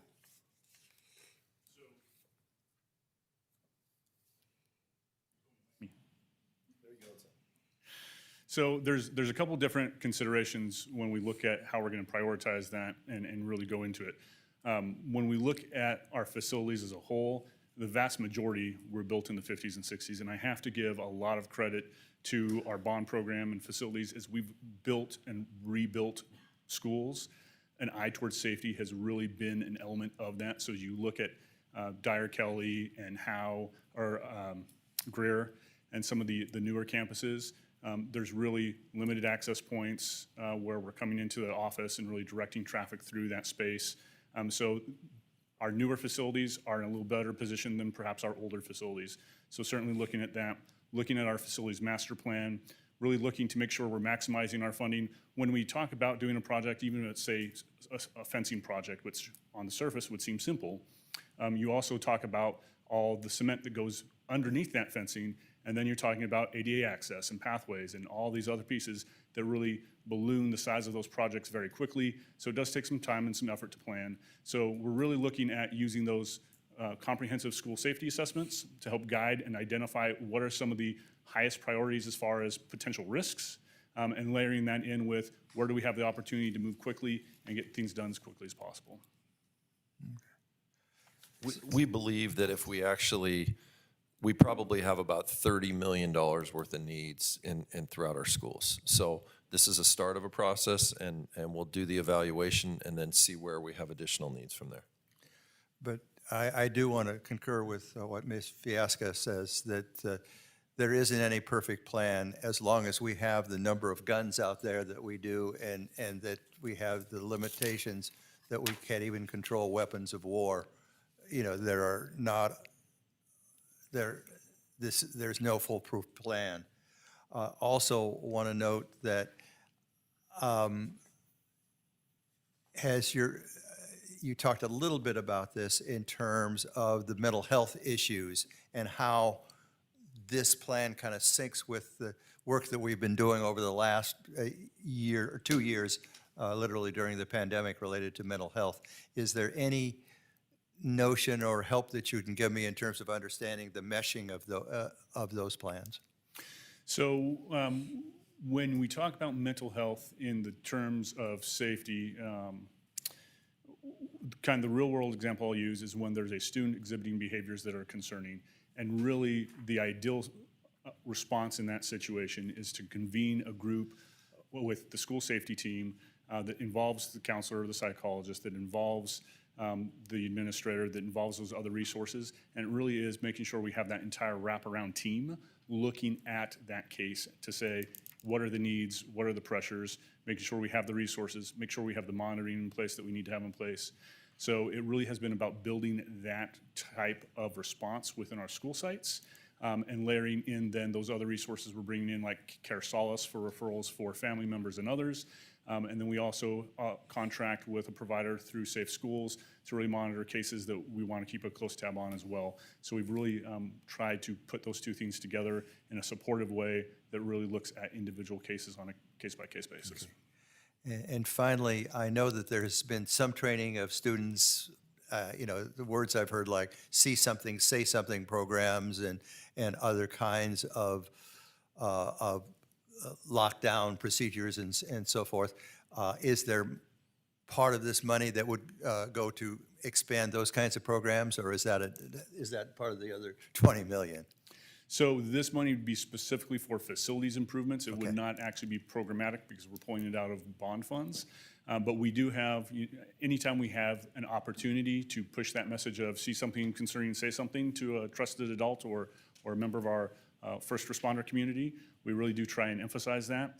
And as I mentioned, as we entered the pandemic, we had begun really some enhanced drills with our secondary students on what to do in an active threat situation on a school campus. So we are revisiting those conversations and really how to do that in a very age-appropriate way at all of our grade levels, whether it be the big dog drill or another strategy. Okay. If there are no, I see your mic is on. Is Oh, that? I'm sorry. I'm sorry, I didn't. This is an action item, and is there a motion? Moved by Ms. Costa, seconded by Ms. Viasquez. All those in favor of approving Resolution 4023 signify by saying aye. Those opposed, that was unanimous. Thank you very much. Thank you. We move to I-5. This is also a public hearing related to the 22-23 budget. Ms. Steinhaupt. Good evening, President McKibben, board members, Superintendent Kern, and Ms. Cunningham. Superintendent is recommending that the board hold a public hearing in accordance with Education Code 42127 on the budget to be adopted for the upcoming 2022-23 fiscal year.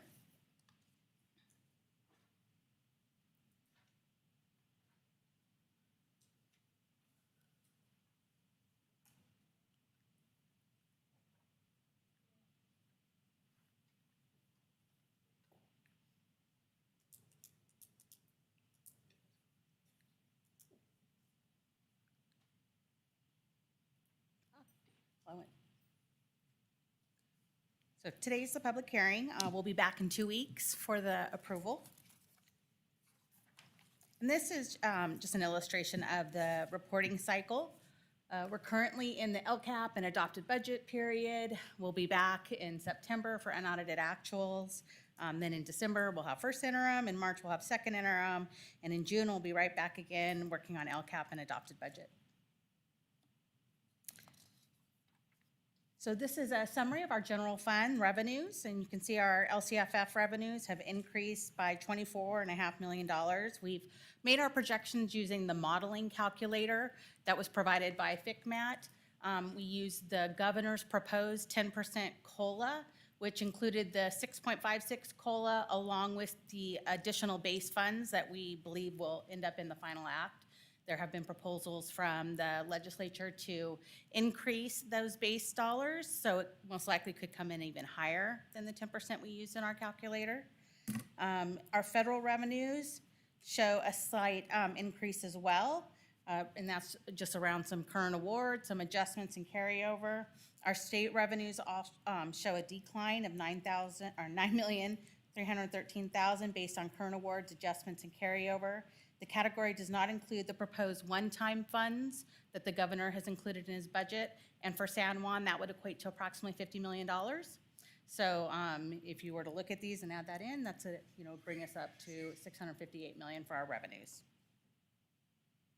And then local revenue shows a slight decrease. Most of those funds are budgeted as they're received because they are donations, interest earnings, and small local grants. And this just shows you how our revenues come in and how they're broken out. So you can see our largest portion of our revenues come from the local control funding formula from the state. And this illustrates some of those add-ons that are in that calculation that we perform for the local control funding formula. And so you can see we have our base grant, which this year we're hoping to see a large increase in. And then we have some adjustments for grade span and for CTE programs. We have supplemental, and currently we do not receive any concentration funds. So it shows a breakout. One of the items that are not reflected in this illustration are the TK add-on dollars. And so the current modeling calculator included that add-on, and for San Juan that equated to $1.2 million. This is a summary of our expenditures showing our estimated actuals updated and our 22-23 projections. You can see we project right now that our certificated salaries will decrease by $12.2 million. A large portion of that is related to some of those one-time dollars that we provided staff this year during the really difficult COVID year. Our classified salaries have increased by 1.83 in our projections, and that's related to some additional positions around COVID and some increased costs related to that. extra custodial, and some open positions that are in budget because they're currently being flown. Historically, though, you'll see that reduce as we move throughout the budget year because we know we're not always able to fill all of our positions. Benefits are also increasing, and that's reflective of the increase in the classified salaries, but the largest portion comes from the increases in our STRS and PERS rates. And so although, one of them was 2.68 and one was 2.71, when you look at them year to year, the increase was 12.88 for STRS and 10.17 for PERS. So those were some significant increases. We were hoping to see some relief from the legislature, and we have not seen that in either proposal. So some of the $50 million that we would receive in one-time funds, though, there is some language around using that for salaries. And I think their intent is that we would offset some of these increases.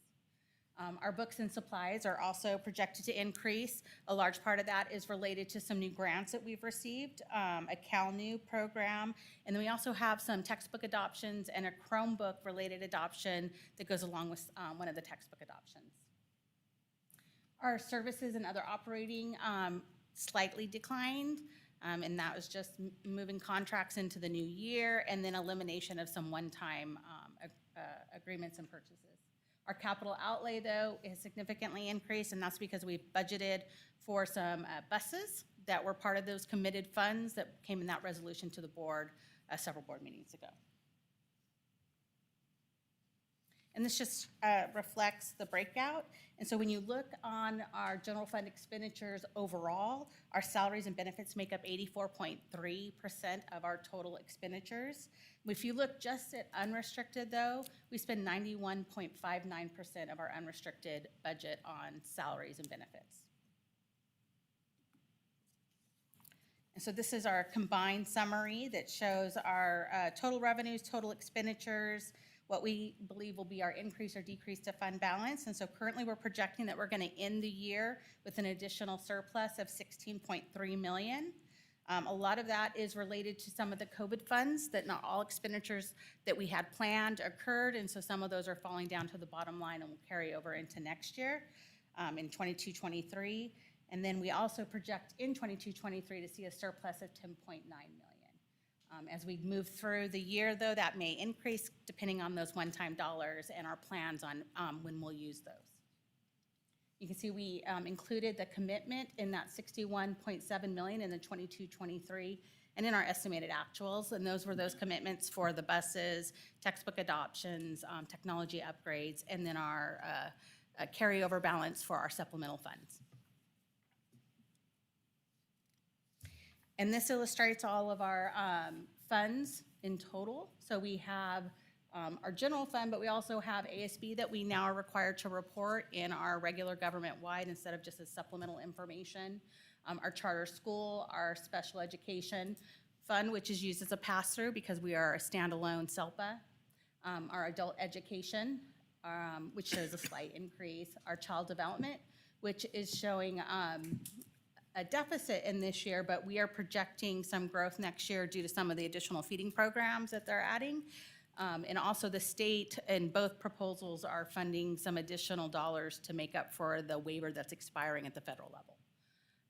We see our deferred maintenance. We make a typical, every year we do a $2 million commitment to that fund to help with our facility needs. And then the special revenues are where we have our building, our capital facilities, our county school facilities, and bond interest. And so that is for those building projects that we've discussed. And those are the capital projects. And then our self-insurance fund, which covers our long-term sick leave, our OPEB, our workers' comp. You can see that reflected there as well. So these are the planning factors that went into our assumptions when we were projecting for 22-23 in the 2 out years. And so we often refer to the School Services of California dartboard and what the LAO and Department of Finance publish. And so this is all of those rates, and you can see that we use that 10% COLA. And right now we're still projecting some significant COLAs in the 23-24 and 24-25 year. STRS right now is projected to stay flat, and that is statutorily set, and so it would take some type of legislative action to change that rate. PERS, we show that we'll have a little bit of a dip in both of the out years, but that is set, reset every other year based on their investment earnings. And so right now, we know the market's experiencing a dip, and so that could translate into those future years to see additional increases in our PERS, depending on what the unfunded liability is. Our lottery, those we just take from School Services of California and project out. Our mandate block grant has a COLA applied to it in each of the years. And then our one-time, the $1,500 per ADA, even though those funds were not included, that is the amount we're going to receive currently, and that's based on our 21-22 P2 ADA. I wanted to share some of our enrollment trends.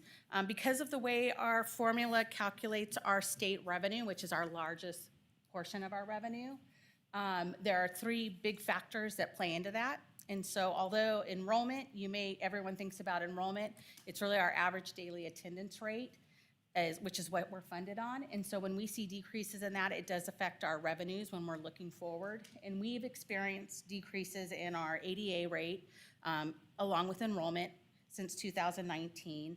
Our enrollments decreased 1,368 from 2019-20 to our current year. We've also seen some decreases that we're projecting in our out years, and that's based on some information from Davis Demographics and then some projection modeling that HR and we do in the fiscal services offices. Our attendance rate has also decreased though, and so that's another piece of that, along with the attendance. And then our unduplicated pupil percentage has also decreased. And so all of those factors go into that calculation. And so for San Juan, we want to really probably put some focus and attention on getting our unduplicated pupil percentage up. We're hoping to see the legislator adopt the proposal of lowering the requirement to meet that to be 250% of the federal poverty limit. And so hopefully that'll get some traction for getting more students qualified, because we know there's needs and we know those students are out there. And here's our multi-year projection. And so we reflect in all years right now that we will have a surplus. And so that gives us opportunities to address some needs, and that includes staffing, facilities, program-related needs. We also see that we have that commitment of funds, and most likely we'll want to commit some of those funds further in the future for some of our program needs, staffing needs as well, as we are now subject to the reserve limit. So our next steps are we're waiting to see what comes out in the final budget, and we'll bring that back in a 45-day revision. Any questions? Okay. There are no visitor comments, so that's what I was. Questions from the board? Is this I need to declare a public hearing. I declare a public hearing related to the budget. Are there any? There are no comments on that, so I'm going to close the public hearing. Now, questions from the board? It appears there are none. Thank you very much. We move now to item I6, the notice of intent to convey the permanent easement at the transportation yard. Mr. Camarda. Yes, thank you, Dr. McKibben, or President McKibben, members of the board, Superintendent Kern, and Ms. Cunningham. Tonight, facilities item is an action item. It is the intent to convey an easement at the transportation yard to the Sacramento Municipal Utility District. And this easement is primarily going to be used for the infrastructure upgrades needed for the electric buses that we have a grant opportunity for. So I want to just share that with the board. We are receiving some electric buses in the near future. So with that, the action that's requested tonight is the superintendent's recommended that the board adopt resolution number 4027, declaring the intent to convey a permanent easement at the district's transportation yard to the Sacramento Municipal Utility District, and to call a public hearing to be held on June 28th of 2022. Thank you. There are no visitor comments, and so we will turn to the board. Are there any questions related to this item? I'm seeing Mostly no shakes. And as you said, this is an action item, and it will return for a public hearing in 2 weeks. Is that correct? That is correct, yeah. Is there a motion on this? So moved by Mr. Hernandez, seconded by Ms. Fiasquez. All those in favor signify by saying aye. Aye. Those opposed? This is unanimous. Thank you very much. Thank you. And you have the next one also, I-7, related to the SEQA mitigated negative declaration. Thank you, President McKibben, again, board members, Ms. Cunningham. Tonight's facilities item is an action item. It is the adoption of the CEQA mitigated, the California Environmental Quality Act mitigated negative declaration and environmental findings and project approval for the Mesa Verde High School new construction leaseback project, which is the track and field project. This is a little bit different than the notice of exemption that we took a couple of meetings ago. This is the MND. This pursuant to the California Environmental Quality Act, a notice of intent to adopt the MND was circulated to the State Clearinghouse, the Sacramento County Clerk, the Sacramento Metropolitan Air Quality Management District, Sacramento County, and any potentially interested Native American tribal representatives for review. There was a 30-day public review period. That period went from April 25th, 2022 through May 24th, 2022, and produced 2 comments. Those 2 comments are located in the MND Appendix F. I'll go ahead and just read those to you very quickly. One of the comments came from the Central Valley Regional Water Quality Board, just making sure that we ensure that we have a SWIPI program, which is a stormwater protection program prior to construction in place. And then the SMUD response to the MND was just to ensure that we are mindful of the overhead utilities, underground utilities, and that we make any adjustments if necessary. So with that, board members, I can answer any questions that you might have. I have Director Nicholas Arps here, and I also have John Dominguez, our consultant from School Site Solutions, who prepared the MND for us, if you have any in-depth questions. Okay, I've been informed there are no visitor comment cards. Are there any board questions or comments on this item? I move the item. Moved by Ms. Fiasquez, seconded by Ms. Costa. All those in favor signify by saying aye. Aye. Those opposed, and that is unanimous. Thank you very much, Mr. McCamara. You're still up. This is item I-8, lease amendment number 1 for Mesa Verde High School new construction project. Thank you, President McKibben, again, board members, Superintendent Kern, Ms. Cunningham. You would typically see this as a consent item. We're bringing it in parallel, or actually right after the mitigated negative declaration that you just approved.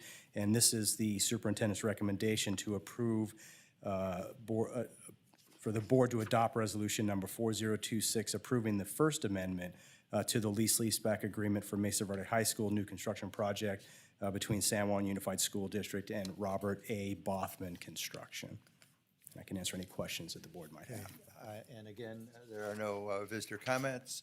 That this is an action item. Are there any board questions or comments on resolution 4026? Move the item. It's been moved by Mr. Hernandez, seconded by Ms. Costa. All those in favor signify by saying aye. Aye. Those opposed? It is unanimous. Again, thank you very much. Thank you. We move to item I-9, related to newly proposed board policy related to working remotely. Good evening, President McKibben, board members, Superintendent Kern. Mrs. Cunningham, I'm here tonight to present the superintendent's recommendation that the board discuss new policy regarding working remotely. Tonight's item is a discussion item, and this will return on June 28th for board approval, and I'm here to answer any questions that you may have. Okay.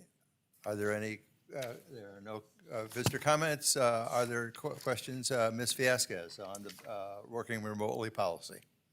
I did read through, but just one question that I'd like you to confirm is there's no prohibitions on classification of workers or anything like that. This policy is intended to apply where necessary to each different classification. Yeah, and we, the process has gone through, we've looked at a lot of administrative regulations that are going to follow. We also realized that we've been piloting a lot of remote work, mostly in our technology services.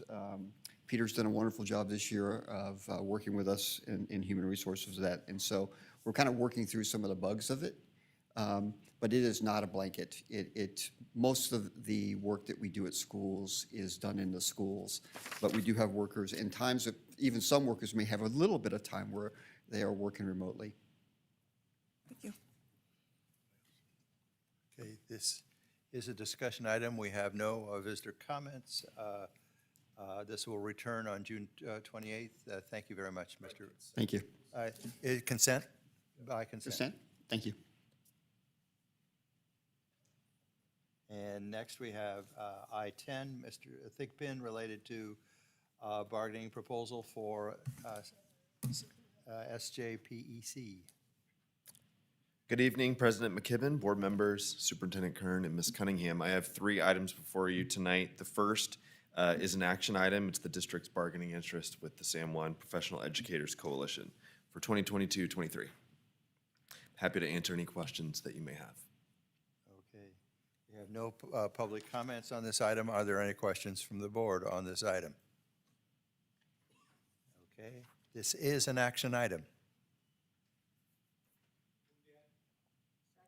Moved by Mr. Hernandez, seconded by Ms. Costa. All those in favor signify by saying aye. Those opposed? It is unanimous. Thank you. That was I-10. We'll move to I-11 related to SJSA. Correct. Thank you. This is our second item tonight, district's bargaining interests with our San Juan Supervisors Association for the upcoming school year. And again, if you have any questions, I'm happy to take them. Okay. Once again, we have no visitor comments. Are there any questions from the board? This is an action item. Ms. Costa moves the item, seconded by Ms. Viasquez. All those in favor signify by saying aye. Those opposed, it is unanimous. And to CSEA. All right, this is our final item this evening. For 2022-23, these are the district's bargaining interests with our Classified School Employees Association. Happy to answer any questions you may have.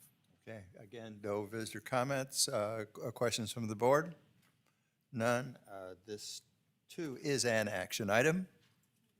Move the item by Ms. Viasquez, seconded by Ms. Costa. All those in favor signify by saying aye. Those opposed, and it is unanimous again. Thank you, Mr. Thigpen. Thank you. Okay. We now move to board reports. This is item J. Are there any board reports?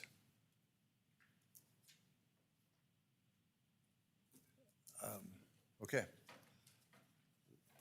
I probably ought to look to see if I have one. That I just wanted to mention that one of the things that I was privileged to do was to be present for the Lau family scholarships that was done on Zoom. And these were scholarships that are given to immigrants coming into the state, and hearing their stories was very heartening and so forth. And want to thank them, thank the Lau family for being a partner and offering these scholarships. That is my board report. Are there any future agenda items that any of the board members would like to add? I'm seeing shakes no on that. And we do not need to return for a closed session. We are adjourned.